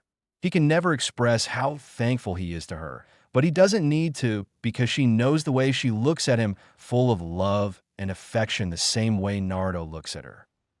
Although Devi always comes off as loving and calm, Naruto also sees the loneliness hidden behind those eyes of hers. He can sense the longing she had for the one she loved. How cruel can fate be to someone to make them apart from the one they promised to be together? Naruto promises her that he will free her from the curse put on her, and he will do it no matter what it takes. That was what he was thinking when Kuruma called him and he entered his mindscape. "What do you need, Kuruma?" Naruto asked as soon as he entered his mindscape. Kurama looked at the tiny human in front of him. To think that he would again trust another human. But Naruto has proved again and again that he is truly different with the way he treats Kuruma like a family, with how he talks to him, and always makes sure to ask him for permission before doing anything. Kuruma is starting to feel an emotion he hadn't felt ever since Devi left him. An emotion that he belongs somewhere. An emotion that he is not alone, but has someone who cares about him as much he cares about them, and that freaked him out. To think the mighty Nine-Tails Fox Demon would be considering a human as his family, but this is what has happened, and Kuruma didn't regret a bit feeling like this. Now Kuruma is also able to meet another family member, his sister. And although he is happy to have her back, he also knows that she shouldn't be here, just like Naruto. She is supposed to move on from this world to the next and be with the one she loves. Naruto has promised her that he will free her from that mask, and Kuruma intends to help him achieve that.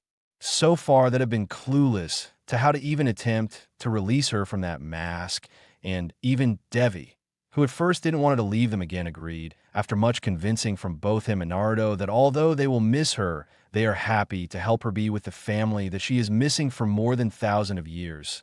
Couldn't explain how the mask worked. But now he had an idea on how to go forward with their mission to free Devi, and that is why he is called Naruto, because only he can achieve it. Naruto, I might have found how to free Devi. He explained to Naruto, who looked like his whole world was turned upside down. Shock turned to happiness, and he was bouncing in front of him in no time. Before he could get ahead of him, Kuruma stopped him. I'm not saying I have the answer, but a way to get to the answer. Kuruma stopped Naruto's excitement train before it was too late and waited for him to calm down. Naruto looked at the large creature inside him. Ever since they have met, they have been searching for a way to release Devi from the mask. All three of them used all of their knowledge, but there was no answer to the question, and now Kuruma is saying that he might have found a way. Naruto couldn't believe how great this day was. Finally, he will be able to fulfill his promise to Devi, but now he is saying that he just found a way to get the answer they needed, but that is still better than nothing. Tell me, what are you waiting for? He asked excitedly. Finally, a lead towards their goal. He just can't wait to see what Kuruma has thought. Kuruma knew that this would exactly be how Naruto would respond. Once again, Naruto proved to him that he was indeed different. He doesn't care about himself as long as he can help the ones he cares about, and that makes him special.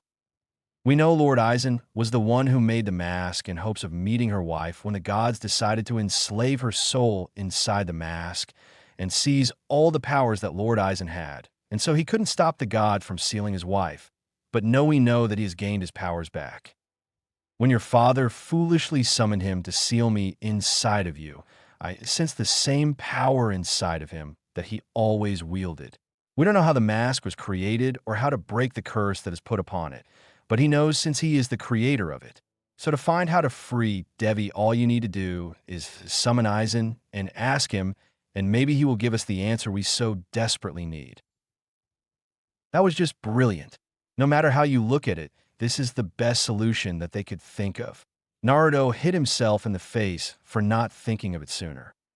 You are right, Kuruma. All we need is to summon him and ask him directly how to undo the sealing that binds Devi to the mask, and I am sure he will be happy to help. Naruto is grinning like a fool. Finally, they have a lead towards fulfilling his promise to Devi. He just can't wait to tell her about it. As soon as he is out of the academy, he is going straight to the masked temple and summoning Lord Aizen to ask him the answers he so desperately needs. Naruto looks towards Kurama and their eyes meet. They both share a smile, which offers hope for a better future. Everything was set. Naruto and Kurama told of their plan to summon Lord Aizen for answers to Devi. She was reluctant at first, but seeing their hope and happiness, she couldn't deny them. Devi taught Naruto how to use the Shinigami mask and all the necessary things related to it. Naruto already knew how to use all the other masks, and now he knows how to use this one too. It took only a day for Naruto to completely understand the Shinigami mask created by Lord Aizen. It not only gives you the ability to summon the Shinigami, but also to use a portion of their power. This is why those of Uzumaki blood who summon the Shinigami while wearing the mask don't have to sacrifice themselves to the death god. His mother knew how to summon the Shinigami, but not about the Shinigami mask, and that is why although his father was able to summon the death god to split and seal Kurama inside of him, he had to sacrifice himself in return for using these powers. But since Naruto has both the mask and Uzumaki blood, he doesn't need to fear any sacrifice. All he needs to do is perform the ritual as taught to him by Devi while wearing the mask, and soon Lord Aizen will grace him with his divine presence. Listen, Naruto, once you start the ritual, I won't be able to be here. Due to the gods punishing me, both me and Aizen can't be together in any form at any place. Not until the curse is lifted. Both Devi and Naruto are inside the Uzumaki mask shrine. Naruto is wearing a white ceremonial kimono with a huge Uzumaki swirl on its back in black and red, and there are sea waves-like designs all over the kimono. The Uzumaki Mask Shrine is a magical place all by itself. Because of the importance of this place, only those of Uzumaki blood can enter it. Not only that, the shrine acts as a gateway to Uzushio from anywhere to anyone who has Uzumaki blood. During the siege of Uzushio, the priest of the shrine used her Fuinjutsu powers to transfer the shrine into a space completely removed from their world. All the information that the Uzumaki has gathered over the years, from sealing to techniques to simple cooking recipes, are stored safely inside the shrine, and it has a seal located in its center, which is a two-way portal to Uzushio and back to the shrine. The space in which the shrine exists is only accessible to Uzumaki Chakra. That is why, as long as Naruto is inside the shrine, no one can find him no matter how hard they look, and that is why no matter where you are in the elemental nations, as long as you have the Uzumaki blood, you have the ability to access the shrine and enter Uzushio. But because Uzushio is locked up by all that barriers, no other Uzumaki has been able to access the shrine, and Naruto is only able to do so because of the mark on his hand. Devi has already told him everything he needs to know about Uzushio and Uzumaki. She told him how to cook and read. She told him how to write a seal or create them. She taught him his first jutsu. Naruto has family all because of her, and one part of him wants to keep her with forever, but he knows that he is being selfish. She has every right to be free of this curse. He promised her that he will free her from this nightmare, and now he is going to do so. He will miss her for sure, but her freedom is more important than his selfish desires, and he is Kurama too, so he won't be completely lonely.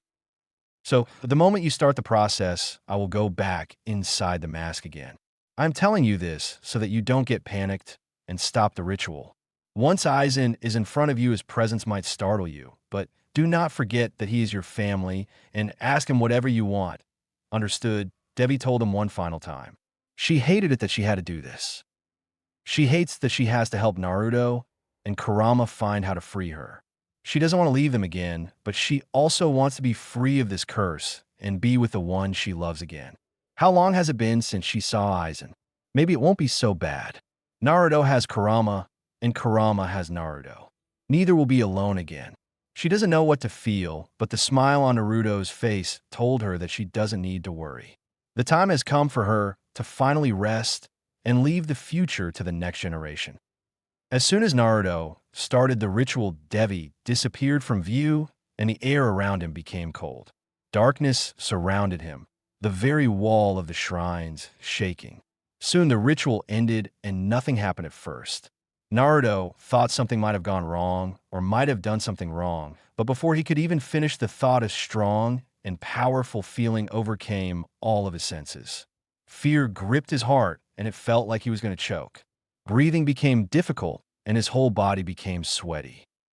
An invisible force was upon him, whispering in his ears to submit, to fall for the pressure, but he stood firm. He was Naruto Uzumaki, and this was his ancestors' powers. He isn't going to buckle under the pressure. Instead, he will face him head-on to make sure to convey to Lord Aizen that although small, he is still worthy of being an Uzumaki. Aizen looked around the shrine. He knows who summoned him, and how could he not when he was the one who promised his birth to his family? The shrine brought back all the memories, whether it be the good ones or the bad ones. Naruto is still standing firm despite being subjected to his immense power. Not everyone can withstand his raw pressure, not even if you are an Uzumaki, and seeing that Naruto can only be filled with pride. To think that his descendants will be this strong at such a tender age too. Look up, dear child. You have proved yourself to me, and it fills me with pride to see that you possess a will even more firm than me. It is with great joy that I finally get to meet you, young Naruto, for I have been waiting for you to summon me ever since you were born. So now face me and answer me, why have you summoned me, dear child? Aizen spoke with authority, but with a hint of affection. The pressure is finally off of him. Naruto can breathe easily again. He looked up only to see the beautiful and charming god that Devi described, not the Shinigami that was painted on the mask. Even their description didn't do justice to Lord Aizen, for he is far more divine than what Naruto previously thought. His hairs, his eyes, and especially his voice, they all are filled with power and grace that is not earthly. No wonder Devi fell for him. Halting his thoughts, and after catching his breath, he kneeled down in front of the god that he had just summoned and spoke in a tone full of admiration and respect. Although you already know me, please allow me to introduce myself.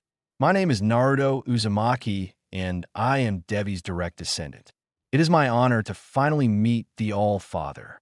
I have summoned you to ask only 2 questions of which I needed the answers desperately, and it will be a great beneficence on me if you could help me, my lord.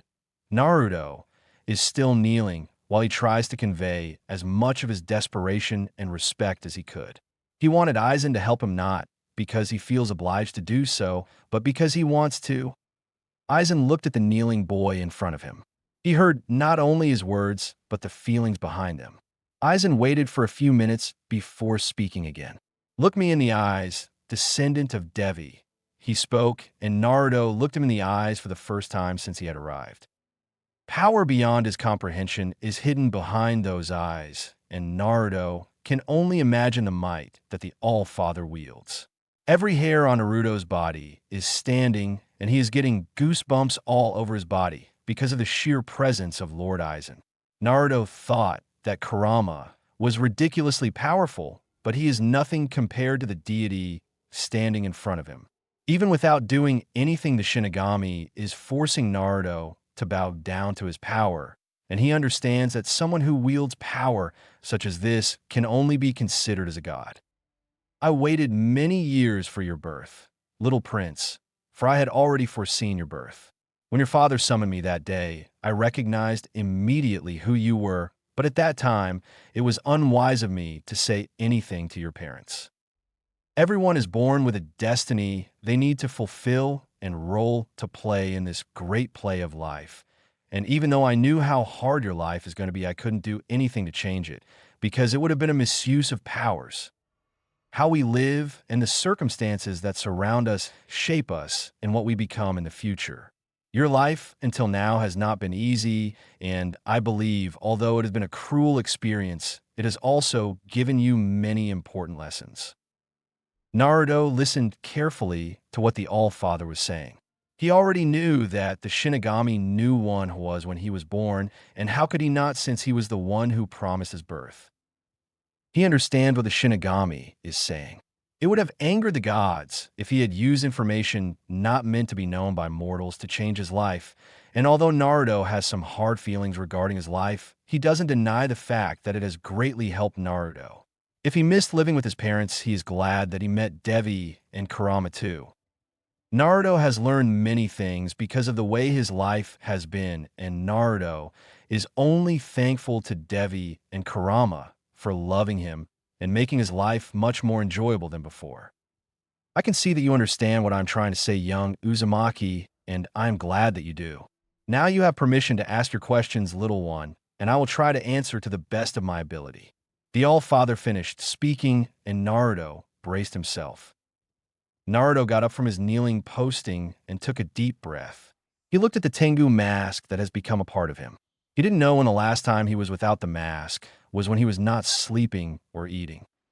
Devi is someone who has become far more important to Naruto than he ever thought possible, and even if it pains him to think of living without her, he has to do this because this is the only way he can free her. Naruto looked at the All-Father with all the determination he could gather and asked, I have only 2 questions, my lord. How can I free Lady Devi from the Tengu mask, and how can I get the other half of Kurama back that is sealed inside of you? He finished and waited for the All-Father to say something. The Shinigami waited for a few minutes before answering him. You have asked some interesting questions, and I have the answers to both of these questions, but before I answer them, you have to answer my questions too. Why do you want to free Devi, and why do you need the other half of Kurama? If your answers satisfy me, only then will I tell you the answers to your questions. So tell me, young Uzumaki, what your answers are. Naruto doesn't even think about the answer to these questions. He has been thinking about it ever since he met Devi and Kurama. He looked the Shinigami in the eyes and answered, I have not been imprisoned ever, but even then I know the feeling of being caged. I could never talk to anyone or go anywhere without someone reminding me that I was not wanted, and yet I couldn't get why they would treat me like that, and I felt trapped and hollow. Trapped in this village, surrounded by everyone who hates me, and then I met Devi. She changed me and my life. She showed me what it felt when you're loved unconditionally like parents love their children, and it liberated me from my chains. I met Karama, who became my family, and it filled me with so much warmth that it didn't matter anymore that Konoha hated me. All that mattered was Karama and Devi. I love them, and because I love them, I want them to be happy. Karama doesn't want any more to leave the seal that binds him to me, but I want to make sure that he gets his freedom, and that will not only make him happy, but me too. Debbie doesn't want to leave me either, but the only way for her to move on from this mortal plane and be with the one she loves, and for that to happen, I need to free her from this curse. This is why I want you to tell me how to free Devi from this mask, and how to get Karama's other half back from you. Naruto finished speaking and waited for the All-Father. Naruto felt warmth from within him that can only come from Karama, and although Devi is not present, he can easily imagine her smiling face. Aizen looked at the little child in front of him and smiled. Every word that the boy has spoken is filled with pure truth and love. He can see that there isn't even a hint of a lie there. The boy has given him what he needed. Well said, young Uzumaki, well said. You have not only satisfied me with your answers, but also filled me with great pride to see someone so true to their words. I am truly proud of you, my descendant. Now I will give you your answers. The night when you were born, your father used a jutsu to summon me. He then proceeded to use my powers to split Kurama into two halves, one yang and one yin, and offered himself as a sacrifice to use my powers. The one inside of you is yang. To get the other half of Kurama is to use the ritual blade to cut through my stomach and summon the other half of Kurama back to this realm. As for your other question, when I created the mask, it was simply to summon Devi's soul, but when God learned of the mask, they sealed her inside the mask and put a curse on it, so that me and her can never meet again. Since I was the one who created the mask, and now that I have all my powers back, I can release her from it, but I cannot remove the curse that is placed on it. Naruto heard the answers and frowned. He was very, very happy to learn how to get Kurama's other half back. All he needs to do is use the ritual sword to cut through the Shinigami's stomach and summon the Yin Kurama, but to learn that even the Shinigami can't remove the curse on the mask has dampened all his happiness. He is back to square one. Summoning the All-Father for answers was their last bet, and he doesn't know what to do now that they still don't know how to free Devi. Aizen watched the turmoil inside Naruto with an amused smile. He is happy to see the child so committed to his cause. Before Naruto's thoughts could spiral out of control, he interrupted him. Naruto, no need to get so worked up like this, he said to Naruto, who looked at him with a confused expression. He smiled a little and continued.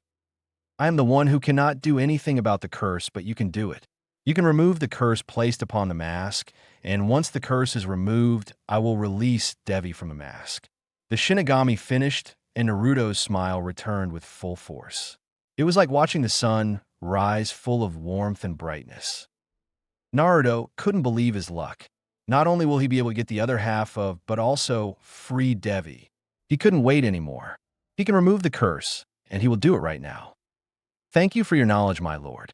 You said that I can remove the curse that is placed upon a mask, but how can I do it? Please help me with this too. Naruto asked the Shinigami. The curse is used to trap Devi and bar her from meeting the one she loves. It will need an equal power to remove the curse. You have to find what that power is and use it to remove it. I can only tell you that you already have the answers. Aizen answered. Naruto heard what the Shinigami answered.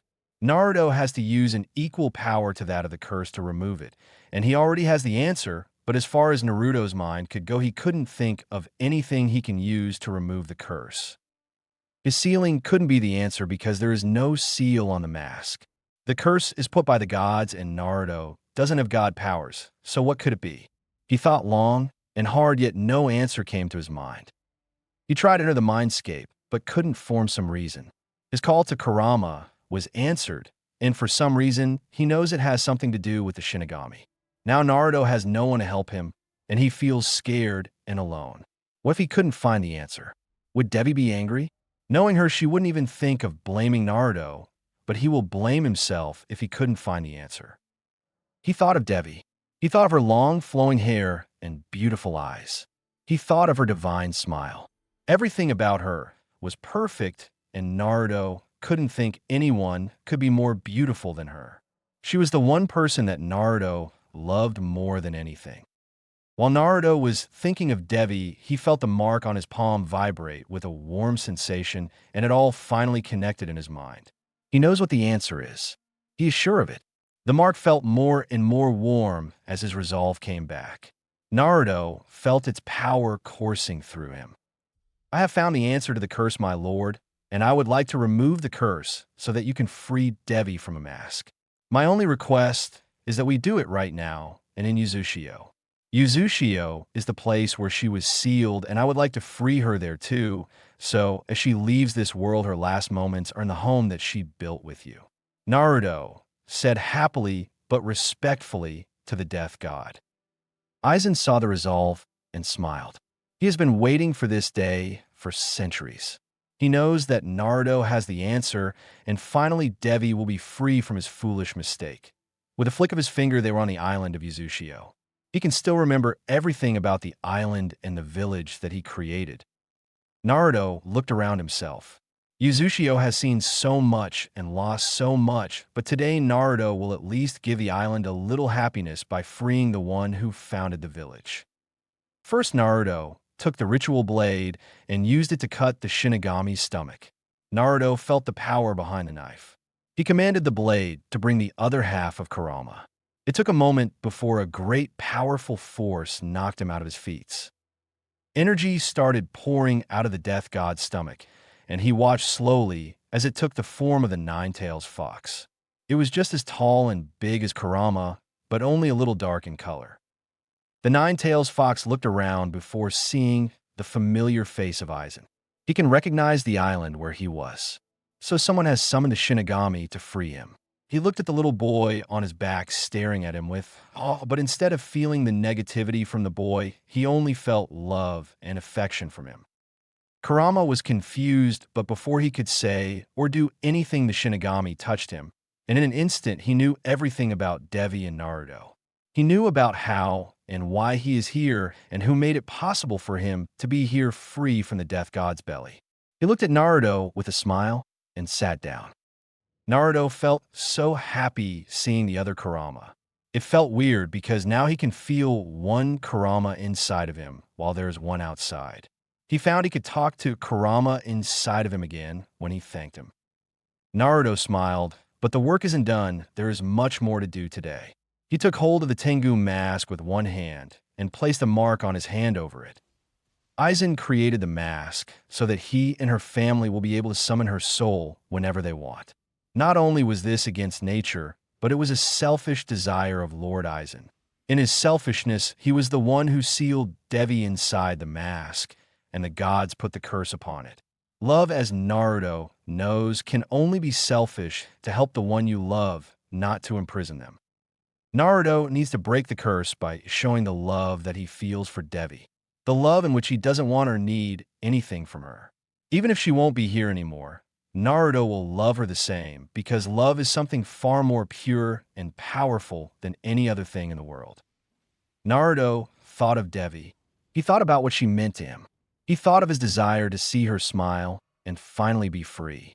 He wants to free her not because she wants to be free or because he needs something in return to free her. All Naruto wants is for her to be happy because he loves her. The mark pulsed with power underneath his hand. The wind started blowing like a tornado was forming. He can hear the waves crashing against the island of Yuzushio. It suddenly got cold and dark. Naruto held on tight to the mask. His hands felt like they were on fire, but he held on.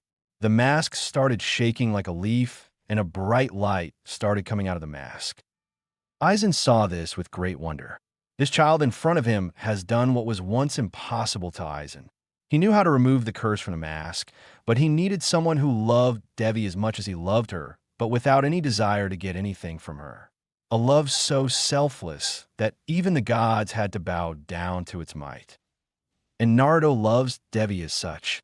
This child who knew Devi for only a handful of years has felt such immense love for her that this very world is shaking by its power. Aizen touched the mask and undid absorbed his powers back. As soon as Aizen absorbed his powers back, a crack formed on the mask, and it got divided into two parts. Naruto looked at Aizen with sweat running down his entire body. He didn't think this would be so intense.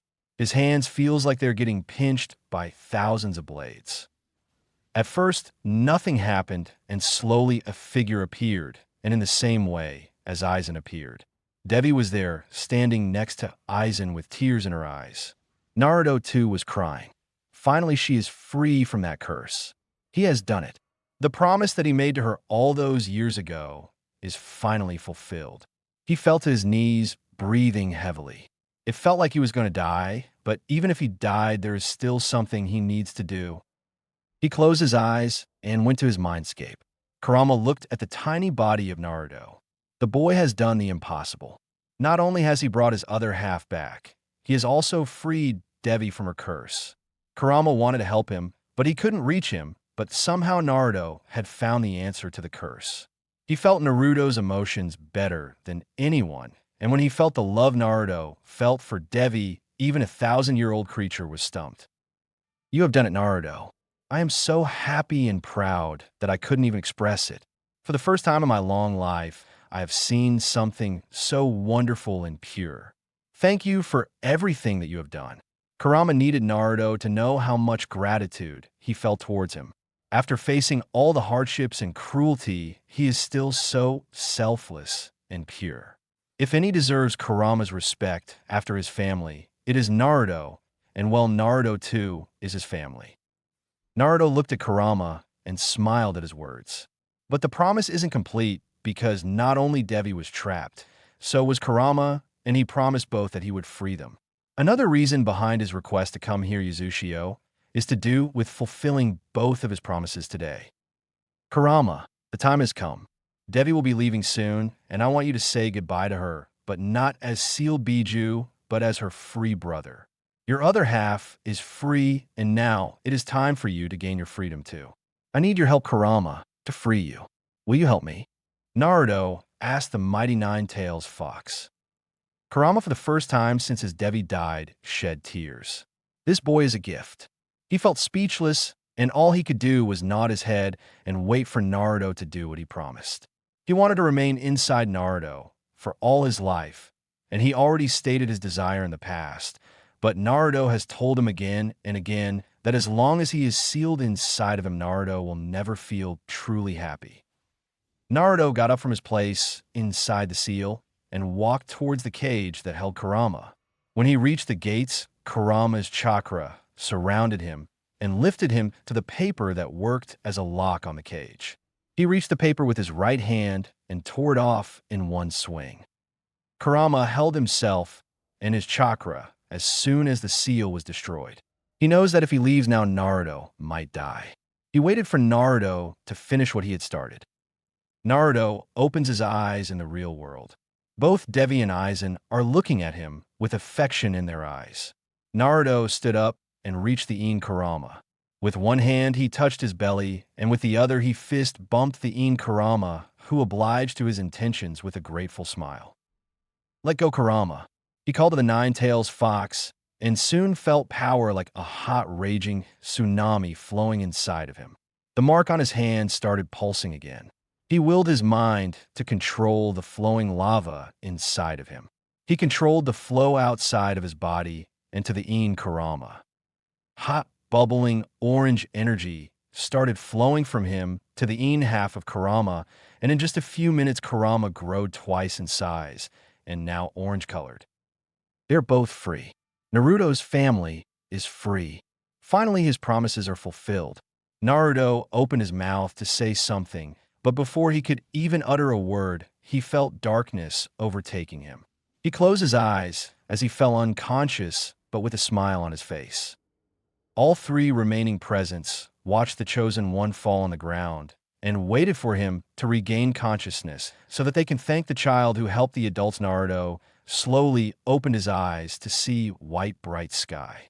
He tried to remember where he was and what happened when the memories of his last actions filled his mind, and with them the pain recurred throughout his body. He felt weak and fatigued and tried to speak, but no sound came from him. His mouth was dry and body aching. A hand offered him a wooden canteen full of water to drink. He looked up to see Devi as the owner of said hand. She was smiling at him with her beautiful smile, and Naruto returned it with all his heart. It took some time, but everything is in order again. He remembers what has happened recently, how he fulfilled both the promises he made to his family, and how no longer any of his family is caged. He remembers why his body was aching, but why he felt so full of energy and happiness. Lord Aizen is standing right above him as he is laid in the lap of Devi. Kurama is sitting a short distance from him while slowly swinging his tails. All three of them are looking at him with expressions full of affection and eyes full of pride.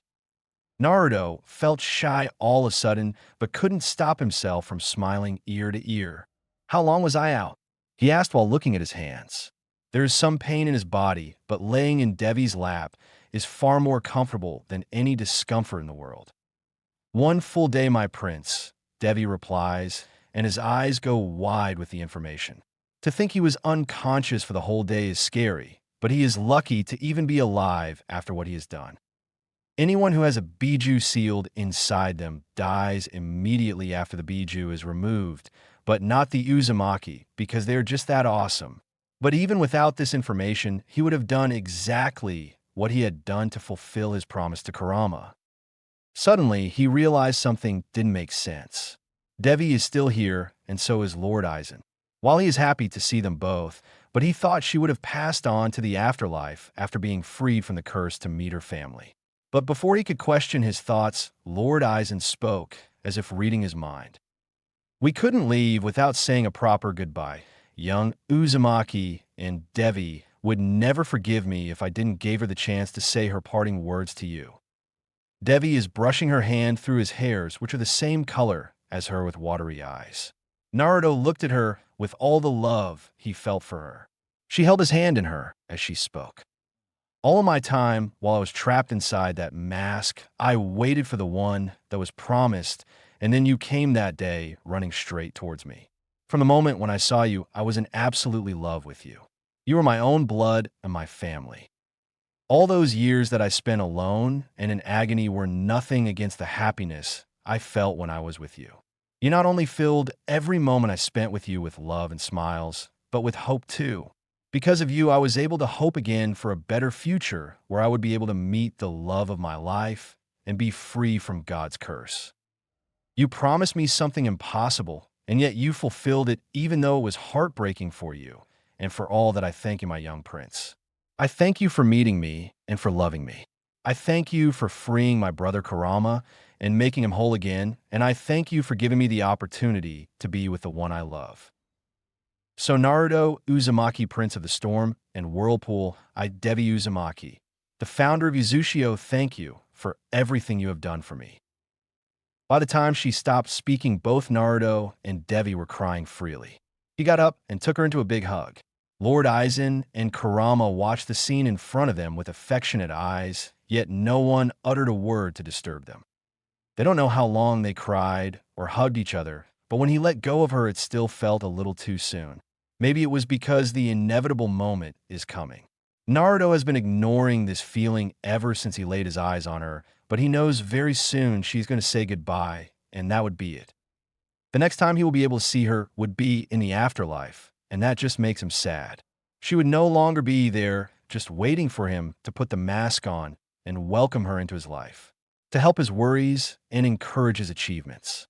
Naruto will wake up tomorrow and every other day after that, and there would be no Devi to greet him. And there would be no Kurama either, he thought as he looked at the giant nine-tailed fox. He is so used to seeing the fox inside him that looking at him while he is just sitting is weird.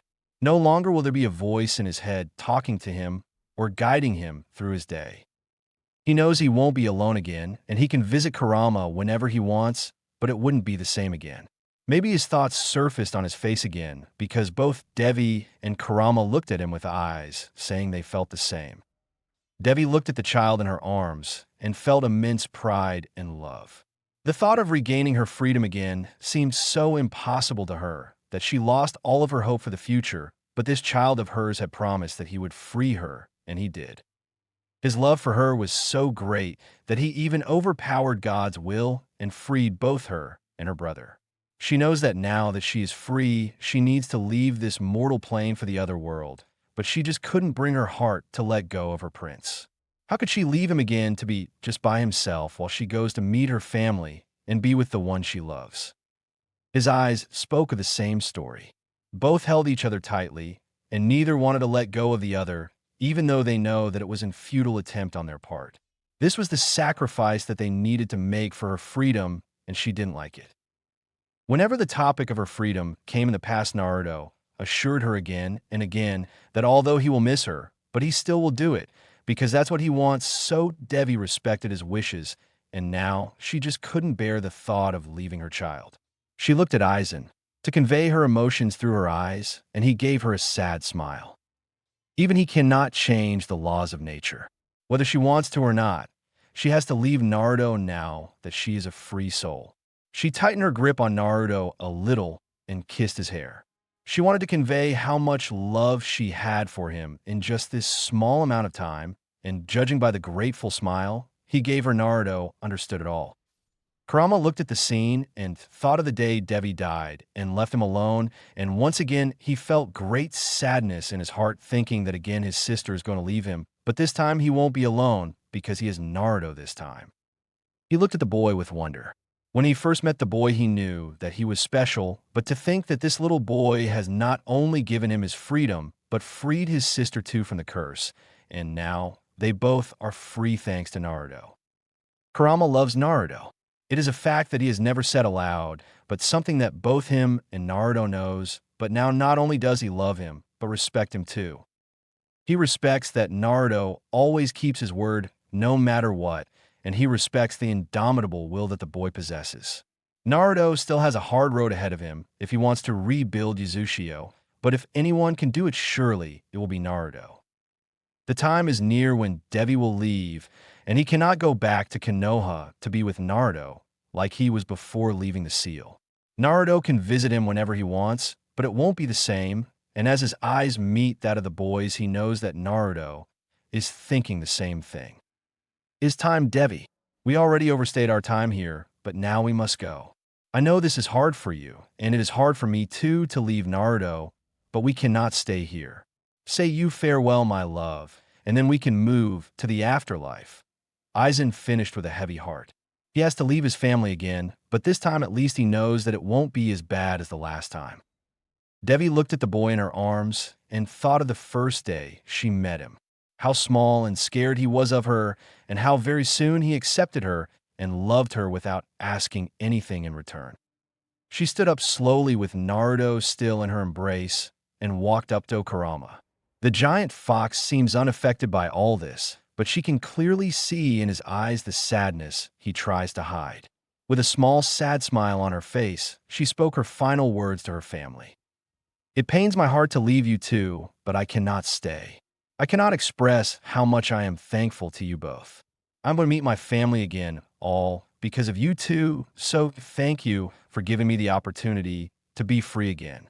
Thank you for loving me without asking anything in return, Devi said with as much emotion as she can put into words. She then turned to face Kurama and spoke. Just like last time, I'm leaving you again, and I'm sorry for that, but I want you to know that I'll miss you and that you always were and will be my family. Promise me that you will take care of yourself and my family. Promise that you'll help Naruto in everything that he needs, and promise me that you'll always love me. Her voice hitched with every word she spoke. Tears were flowing freely from her eyes. Kurama looked at her little sister and spoke with a heavy yet love-filled heart, I promise. Devi smiled and turned her eyes to Naruto one more time. Now it is time for me to leave, but before I go, there is something all three of us want to give you, my dear child, so please step back a little. Naruto stepped back a little and watched with confused eyes as Devi Lord Aizen, and Kurama all came forward to join their fists. They all had a small smile on their faces as a silver light started emerging from Lord Aizen's hand, and soon it was met with the red chakra of Devi and orange chakra of Kurama. Slowly and steadily, all three energies mixed together to form a shape of something like a sword, but Naruto couldn't be sure because all of the brightness from the energy. After waiting for a few minutes, the energies stopped mixing and the brightness ceased, and now Naruto could clearly see the gift they had prepared for him. It was a beautiful long sword with a dark black blade. There's also a big black and red Uzumaki swirl, which is connecting the blade with the handle, which is silver-colored, but with lining running across it in gold color. The blade guard is in the shape of two fox heads, one blood red and one dark orange, just like Kurama facing the opposite direction. Some red-colored symbols, just like Fuinjutsu, are written on the middle of the blade on both sides. The moment the sword materialized in front of Naruto, he was in love with it. It was almost absolutely perfect. He looked at Devi, Lord Aizen, and Kurama, still joining their fists, and smiled a grateful smile with watery eyes. I was the one who first taught the Uzumaki how to wield swords. This blade has the very essence of me engraved in it. This can only be wielded by those who share your blood and chakra. I hope that it serves you well, young Uzumaki. Aizen explained the wonder that Naruto is looking at. He gave a moment so that Naruto could observe the sword before continuing. Now it is time for me to leave, so this is goodbye for me, dear child. I bless you to be able to achieve your dreams. I bless you to live a long life worthy of an Uzumaki. I bless you, Naruto Uzumaki, to always be happy. And with those parting words, Lord Aizen disappeared from his eyes and went back to where he belonged. Naruto just bowed his head as the All-Father gave him his blessings and a gift worthy for an Uzumaki. Naruto will never use this blade only for his personal gain, but to help others defend those who cannot defend themselves. It was me who the Sage of Six Paths himself created when he divided the 10 tails. I am a being made up completely of chakra and nothing else. Now that I am no longer sealed inside you, I will not be able to help you like I did before, and while you go back to Konoha, I will be here all alone. And so to make things more comfortable and easy for both us with the help of Aizen and Devi, I have imbued the blade with my chakra. As long as you hold the blade, you'll be able to communicate with me no matter where you are. Since you're familiar with my chakra, it will be easy to flow your own chakra through the blade, and it will also help you absorb and store any chakra that the blade comes in contact with. Kurama spoke next, and to know that even after being freed from his seal, Naruto will be able to talk to the Nine Tails is better than even the blade. Naruto is so happy after hearing that he couldn't stop himself smiling from ear to ear while looking at Kurama, who just gave him a smile mirroring his own and backs away to give the last one remaining some space. Naruto looked at Devi, who was the last one out of the three to speak. She asked him to come forward, and he did. Devi handed him the sword, and Naruto realized that the sword is much heavier than what he previously thought and a little long for his current height, but it didn't matter. All that mattered was that it was a gift from the people he loves, and he will cherish it more than anything in his life. I was the one who founded Uzushio with Aizen and taught our followers and children Fuinjutsu. This blade contains not only my chakra, but all my love for you and my family. I have inscribed this blade with my own Fuinjutsu creations. You will be able to summon the blade from anywhere you are and teleport yourself to the blade, no matter the distance. On the suggestion of Big Brother Kurama, I have connected the blade directly to his chakra, so as long as it absorbs the right amount of chakra needed, you will be able to call him. Naruto looked in complete awe at the blade in his hands. The more he listens, the more amazing this thing becomes. He understood everything explained to him by Devi and Kurama, but what does she mean by saying that he will be able to call him with the right amount of chakra?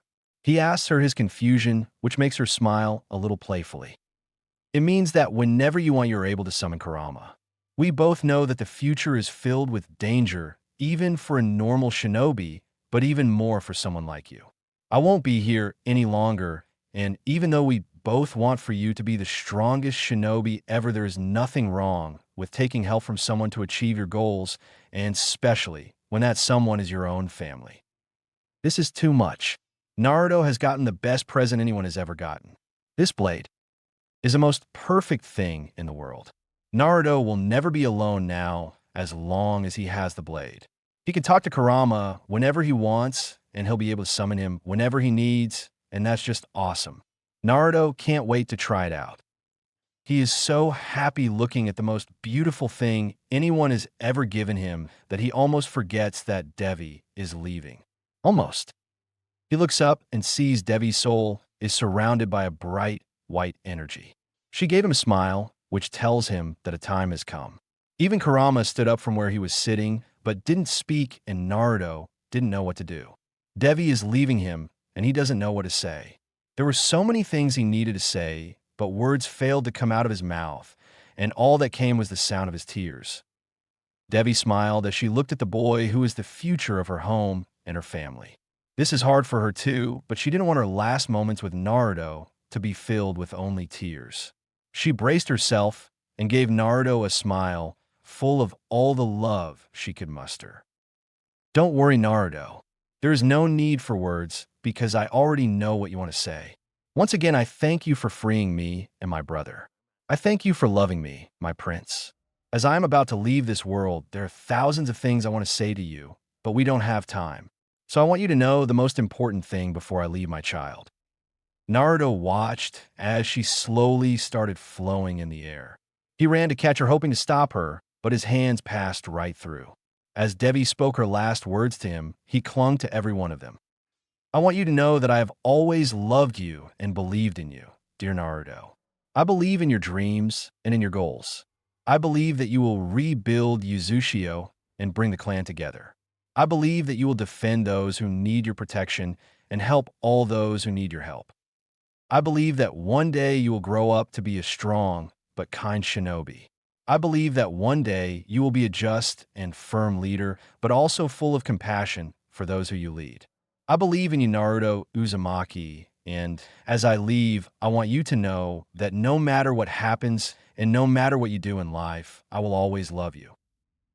Tears were trying to escape her eyes, but she held them back with all the force she could muster. The last thing she wants them to see is her smiling face with eyes full of love, not tears. She looked at Kurama from Naruto and continued. I left you last time, and I am leaving you again, but this time I have the opportunity to say my farewell to you. You have always been my big brother and will always be. When I was little, you were the most amazing thing in the world, and that hasn't changed a bit. I wish I had more time with you, but I don't have even that luxury now. So as I leave, I want you to know how much your love meant to me. After my father died, I always looked up to you not only as my big brother, but also as the elder of the family. Kurama couldn't hold back the tears. The little girl who used to ride him has grown so much before his very eyes, and at last, she is free to move on from her cursed life, all thanks to Naruto. He wanted to say something too, but she interrupted him before he could even open his mouth. Devi now looked at both Kurama and Naruto. She could feel that in only a few moments, she would leave for the afterlife. She looked at the giant fox who was her family and a child who she loved more than anything else in the world. Her body glowed with a golden hue, and she started disappearing from their eyes, but before she left there were still some words to be said. Her final words to Naruto and Kurama. Thank you, Naruto, Kurama, for loving me. This is a farewell, my child. I pray you both live a life full of warmth, happiness, and love. Always remember that I love you both and I believe in you. Goodbye. She left.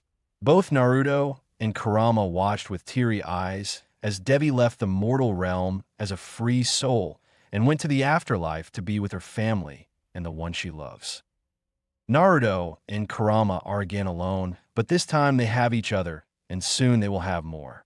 Now that Naruto has freed both of his family, it was time to bring his remaining family together and rebuild their home, but that can wait a few more days because Naruto doesn't have the heart to do anything now that Devi has left. He thought he could handle her leaving, but it was just too hard to think that she is no longer here. He looked at the sword that was given to him as a gift and left it with Kurama. Without speaking a word, he went back to Konoha through the Uzumaki shrine. Kurama looked at the retreating form of Naruto and didn't stop him. He too needed some alone time now that his sister has left him again, but this time he will not leave Uzushio and Uzumaki again. This time he helps however he can whenever Naruto needs his help, but he is just waiting to see what Naruto decides to do now that Devi is gone. 1 week later, Uzushio. It has been a week since Devi has left them. To say she left sounds a little harsh, like she abandoned them, which is not the case. A week since she moved to a new word. That sounds much better. Naruto mused these thoughts as he laid on top of Kurama. His sword lay beside him. After he left Uzushio a week ago, he locked himself inside his apartment and cried until sleep took over him. He hasn't gone to the academy, hasn't trained, or even visited Kurama. He was sad that she is gone now, but also happy to think that she will be with her family enjoying the time she has missed, and it made Naruto smile. Naruto needed to do many things now that Devi is gone, and nothing will be accomplished if he just sulks inside his apartment. Devi will be very disappointed to find out that all he did after she left was cry and act like a crybaby. So the first thing he did after a week spent inside his apartment was to visit Kurama and see how he was doing, which was much better than he anticipated. When asked, his simple answer was that yes, he is sad that she is gone now, but much happy for her, and that also helped Naruto cope with her sudden loss. Naruto never lost anyone because he didn't have anyone to lose. His parents died even before he could understand what parents are. But Devi is the first loss he felt, and it is not easy to be comfortable with her absence, but with the help of Kurama and his wise words, he is feeling much better. He will always miss her, that is for sure, but he will not let it get in the way of his goals and dreams, because that is exactly what she would want if she was here. And now Naruto is thinking what to do next. For the previous year or two, all of his time went into either training or thinking how to free these two, and now that has been accomplished, the next thing he want to do is rebuild Uzushio and find his family, but he doesn't know how to do any of those things, and so he came to the only knowledge person he knows, Kurama. Kurama, now that Devi is free and you're outside free, we can move to the next important thing, which is to rebuild our home and bring our family back. But how will we accomplish these goals? I have no idea what to do next, and it is very frustrating. Please help. Kurama listened to the ramblings of the child laid on top of him. He has asked some genuine questions, but to the wrong person. If he wants to know about Chakra or how to destroy things, then Kurama is you guy, but things like rebuilding villages and searching lost people are not his cup of tea, but he is not a bit troubled by this, because Naruto already has the answers to these questions. All he needs is someone reminding him of those answers, because he is dense that way. You already have the answers to both of those questions, and so why are you so troubled over this? Kurama answered, and that left Naruto even more confused. He voiced his confusion, to which Kurama replied, "What are the things you need to rebuild Uzushio?" Kurama asked him. Naruto didn't reply immediately but thought about it. He needs to rebuild Uzushio. He thought hard for a few minutes before answering to the best of his knowledge. "I need money to build and buy things for my village. I need to construct various buildings for things like homes, academies, markets, etc., etc. I will also need to protect against all those who will try to harm my village." He replied. He has studied economics and construction in the hopes of one day using those skills to rebuild Uzushio. He is already training to be a shinobi to protect his home, and those three things are the most important things to rebuild Uzushio. Kurama listened to the answers and thought they were satisfactory, but there is still the most important thing missing, and that's why he is here to help and guide Naruto, because although special, he is still a child, and a child needs an elder to guide them. You are correct. These are the three things you need to rebuild Uzushio, but you forget the most important thing. Kurama stopped to stand up, which caused Naruto to jump from his top to stand in front of him. Kurama said he missed the most important thing, and what would that be? Instead of thinking for an answer, he waited for Kurama to explain. Kurama took a deep breath before starting speaking again. People, Naruto, you need people. As a shinobi, you can earn money by doing missions or earning through collecting bounty, but that won't be enough. What will be the meaning of different constructions if there are no people using them? And what will you do to protect those empty homes? You need people who will help you earn more money to rebuild your home.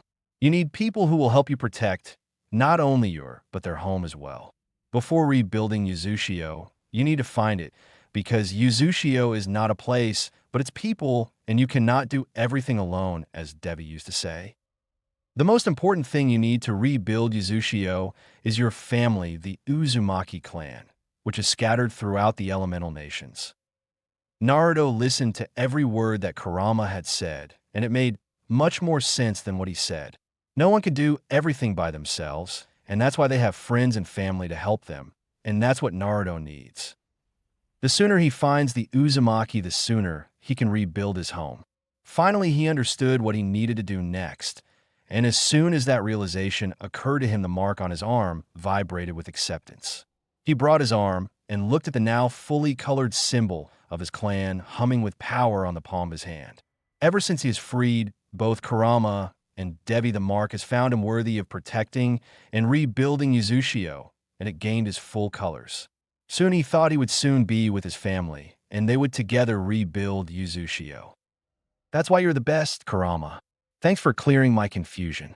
I know now that before doing anything I need to find the lost Uzumaki, and I know what to do to find them.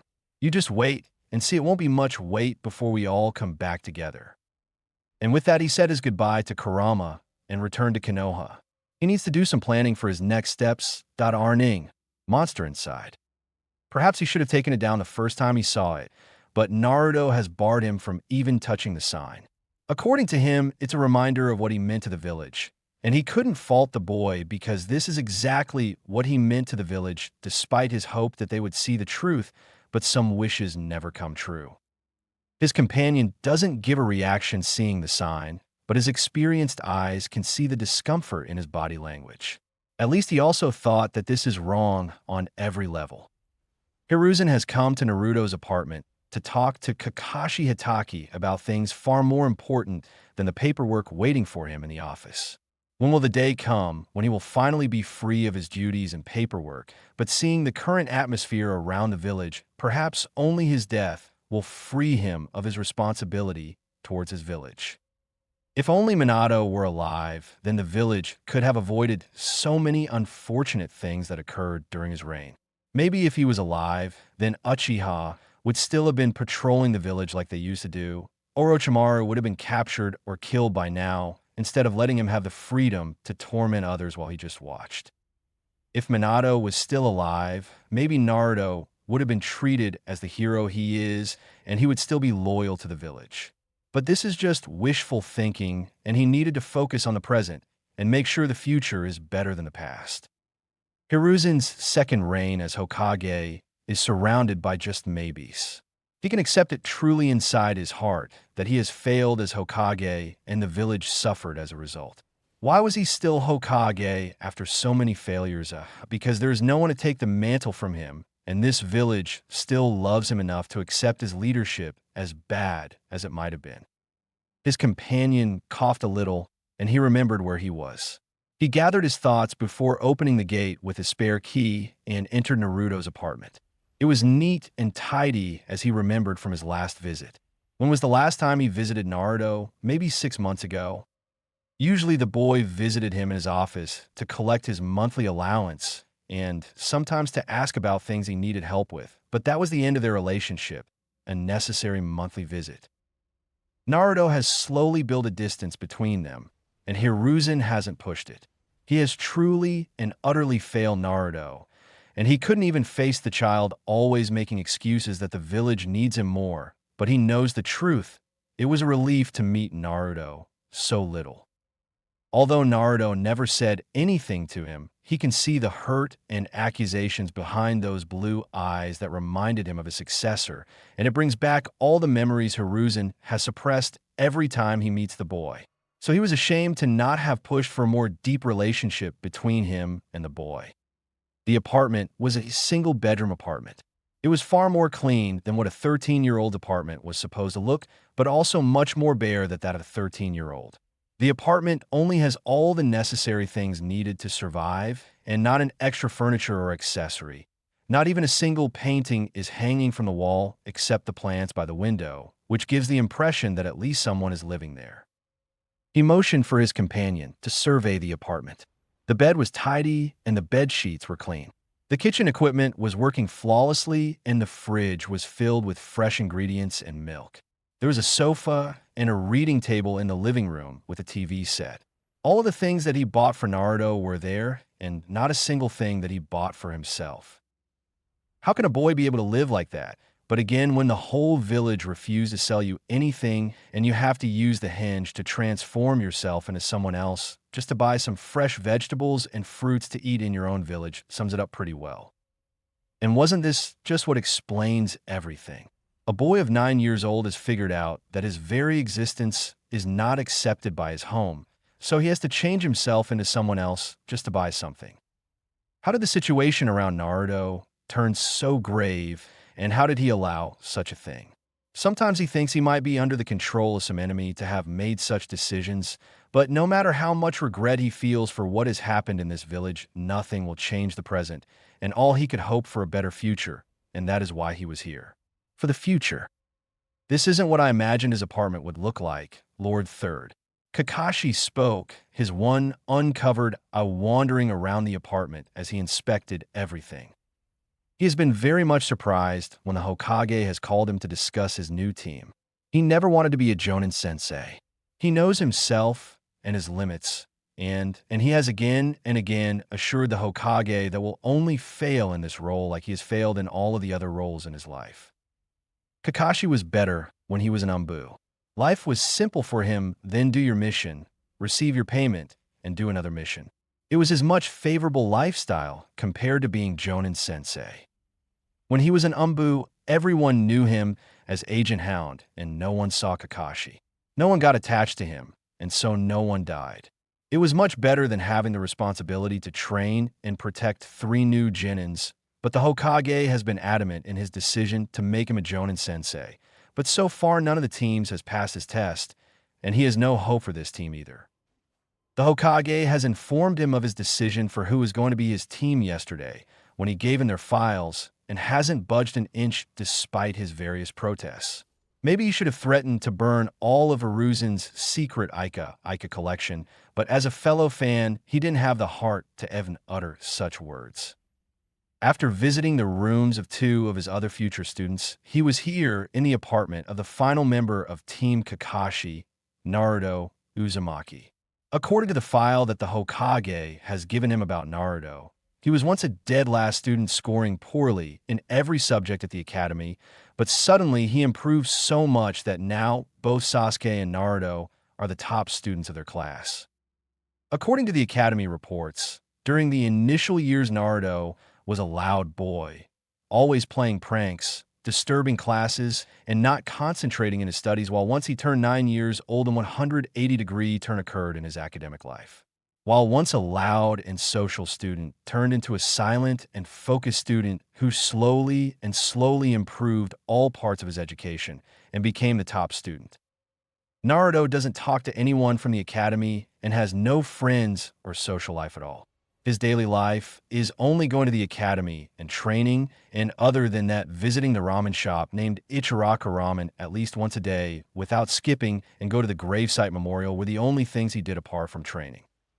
Kakashi himself has seen the boy once or twice standing in front of the memorial stone, holding fresh flowers in his hands, but he never approached the boy. The ghost of the past still hounds Kakashi. He doesn't think he has a right to approach Naruto in hopes of having any kind of relationship with him. Naruto's file had much more information compared to the other 2 students he's going to have, and maybe that is because of his special condition. The council has suggested that he be put under Kakashi Hitaki and Sasuke Uchiha, being his teammate. They didn't care who the 3rd member was, and he could see the reasoning behind such a decision. Kakashi was the only loyal Sharingan user that Konoha has, and Sasuke has the potential to awaken his own Sharingan in the future if he's anything like how his brother was. And with 2 Sharingan users on the same team as Naruto, would have given the village security that if any mishaps happen in the future, this team will be able to handle it. After all, everyone knows that the Sharingan can control the beast. Kakashi hated that he could see the logic behind such a decision. No one wants a repeat of what happened 13 years ago and wants to take measures to prevent any accident, and right now, the best possible team for Naruto is the one chosen for him. According to the reports, Naruto has more chakra than anyone in this village, and as a ninjutsu expert, Kakashi is an ideal teacher for such a student, and Sasuke Uchiha, another Uchiha prodigy, is said to only have a positive relationship with Naruto. Sasuke and Naruto are training partners and friends, if you can call them that. They didn't talk to each other while in the academy, but they always sat together. As far as Iraka's report to be trusted, they have created a relationship that benefits both of them and are happy to leave it at that. Kakashi halted his thoughts for a moment as he saw the Hokage turning around to look at him. I agree. Seeing this, you wouldn't guess that a child is living here. This place doesn't have that presence here. It just gives the vibe of coldness and emptiness. I suppose that is to be expected after all who can live like the way Naruto has lived and still be able to be happy and smiling. The Hokage replied to his previous thoughts. He was right. The place is clean and tidy, but it doesn't give off the feeling that someone is living here. Ever since Kakashi quit Umbu, he has made sure to be as away as possible from Naruto, and even as an Umbu, he was forced to watch over the boy as his Umbu guard when he needed a light mission according to his medical reports. It is not like Kakashi hates Naruto. It's just that seeing the boy reminds him of every person he lost, and Kakashi is afraid that if he forms any connection with Naruto, he will lose him too. Every person that has gotten close to Kakashi is dead, and so he decided to stay as far away from Naruto as possible. But Kakashi knows how the village views the boy and treats him. It doesn't even surprise Kakashi that Naruto has no friends after all who would want to befriend the demon, who would even sell the demon so that he could own things a 13 years old should have. The Hokage must have sensed his discomfort because he asked him to take a seat. Naruto was still in the academy for his graduation test, and the Hokage personally wanted to visit his apartment with him because he had something important to talk about with her. Kakashi took the seat on the dining table present in the kitchen and waited for the Hokage to speak. I know you have many questions plaguing you regarding your team and why I insisted for you to visit Naruto's apartment with me. It is natural to question things, but I assure you completely that this decision was not taken in haste. The Hokage started addressing his inner thoughts, and she intently listened to his every word. I have made a decision I should have made a long time ago, but there was no one I could trust the future of this village with, and there was so much to do, but now this provides me the perfect opportunity to hit two targets with one arrow. This conversation right now is taking a dangerous turn for Kakashi. He has enough experience under his belt to know what the third wanted and what Kakashi couldn't give him. To be entrusted with the future of the village can only mean one thing, and if he wants one of his students to have that responsibility, then Kakashi has no problem with it. But if his words have the same meaning as what he thought they have, then he has to look for another candidate, because Kakashi is not going anywhere near that office. With a laugh, the Hokage continued. No need to be so alert, Kakashi. I have been Hokage for a long time, and during this time, I have made decisions both good and bad for the village. But when I gave my hat to Minato, I never thought I would be back in this office ever again. Those who knew Minato knew that he was going to be the best Hokage this village has ever seen, but we were not fortunate enough to see his reign for long. Kakashi doesn't need anyone to tell him how great a leader Minato-sensei was. If he was alive today, the village would have been in much better condition for sure. Kakashi has seen for himself how good a person he was. He had been there for Kakashi whether Kakashi needed him or not, and look at how Kakashi repaid him by abandoning his only child.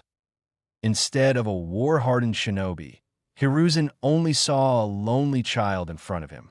Kakashi has suffered so much, and yet he is still here offering his services for the village he loves.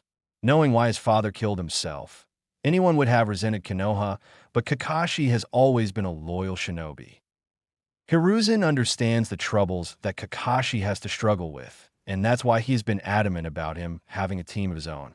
Hiruzen knew from his own experience that it would only help Kakashi fight his own demons. This team is going to be either the best decision Hiruzen has made or the worst. But Hiruzen will bet everything he has on Team Kakashi. Konoha's future is going to be shaped by this team. Whether it be a good future or bad is yet to be seen. Naruto has been alone for all of his life, and I am to blame for that. I believe in the people of Konoha too much, and Naruto had to pay for my foolishness. Not only that, to this day, I have not told Naruto about his parents or about the Nine Tails, but I suspect that he knows about the latter since he was 9. Hiruzen's eyes were filled with shame as he spoke. I don't know what possessed me to keep this a secret from the boy, but I made those decisions, and now I have to live with the consequences. Hiruzen continued. Kakashi doesn't want to say this out loud, but the third has really made a blunder with Naruto. How can he expect that these villagers will accept Naruto so easily? Even Kushina has to face some difficulties because she was a Jinchuriki. Doesn't he know how Jinchurikis are treated in other villages? Hiruzen took a deep breath and looked Kakashi straight in his one eye before speaking. I hope that by hiding the truth, Naruto will be able to have a normal childhood. I hope that by placing the gag, older children will not inherit the hatred from their parents and befriend Naruto. But my hopes have been crushed, and as such, Naruto has to suffer through a lonely and hate-filled childhood. The life that Naruto has lived will leave anyone with lasting damage, and the same can be said about Naruto. There is no mental damage or physical damage done to him, as far as we know, but a more major damage has already been done, and we can do now is damage control. Kakashi looked at Hiruzen, and instead of seeing a village leader, he saw an old man who had so much to bear on his shoulders. He looked at those tired eyes and wrinkled face. He looked at his small frame and the tiredness oozing from his body. This is a man forced to bear the mantle much heavier than his head. Kakashi felt sorry for him. The situation with Naruto is weighing heavily on his heart, and he is truly hurt with the way things have turned out. At the end of the day, Kakashi could never truly hate Hiruzen despite his many blunders. The old man really loved the village and wanted everyone to be happy. Naruto has no family in this village. The only person you can call his friend is Sasuke. Everyone needs an anchor in their life, Kakashi. Something to love, something to fight for. Naruto has none in Konoha, but still he trains like his life depends on it. Instead of working to gain their acknowledgement like he did as a child, Naruto has accepted that he has no place in Konoha. We have not done anything to change his mind. Tell me, Kakashi, why would Naruto stay in Konoha when he doesn't love it? Why would Naruto stay in Konoha when he has no family or friends here? Why would Naruto stay in Konoha when everyone around him either hates him or ignores him? Why indeed? Kakashi thought, but came up with no answers. Seeing his blank look, the third continued to speak. There are only two reasons.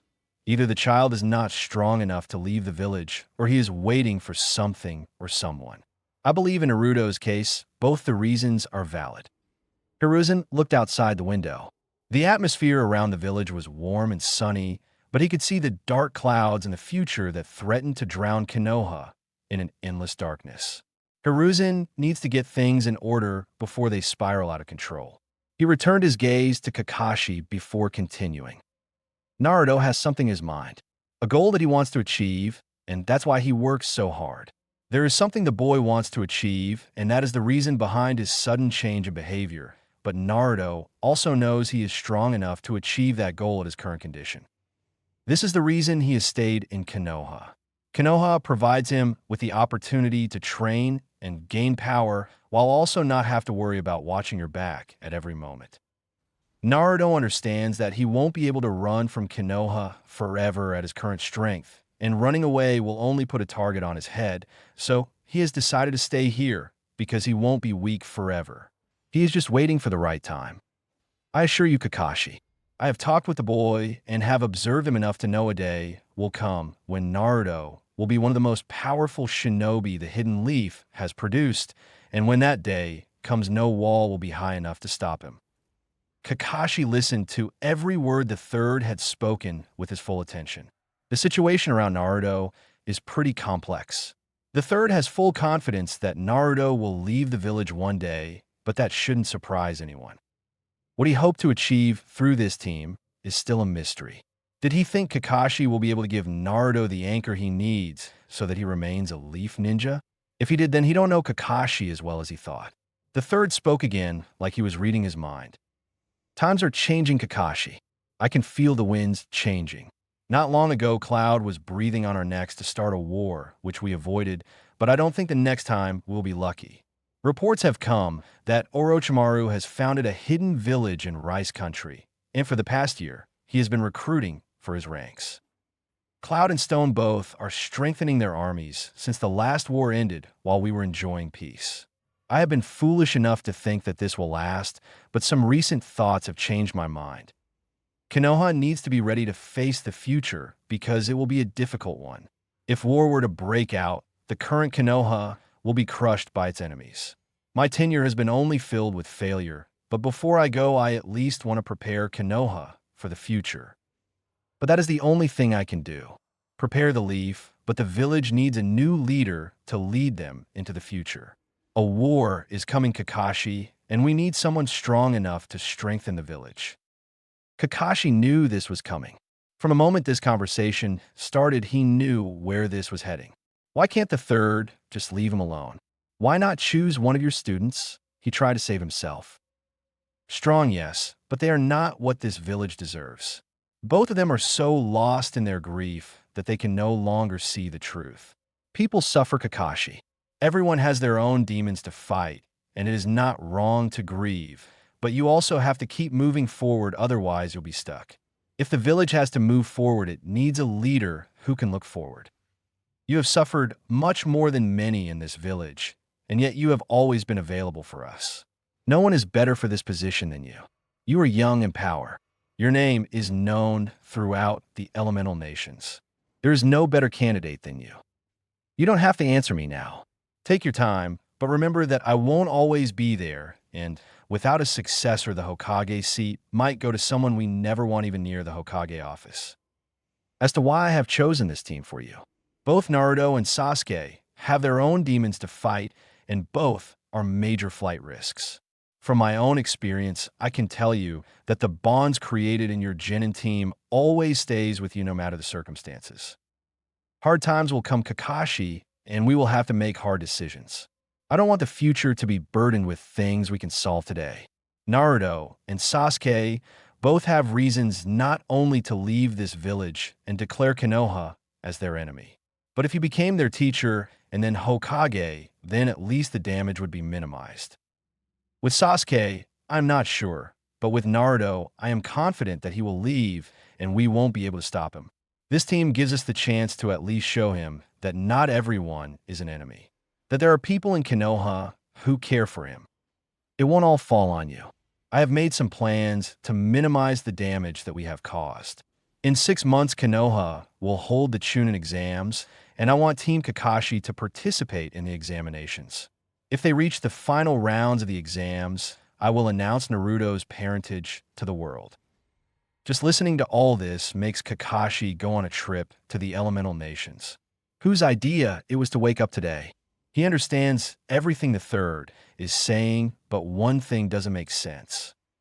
I understand the situation with Naruto, but why would Sasuke turn on the leaf?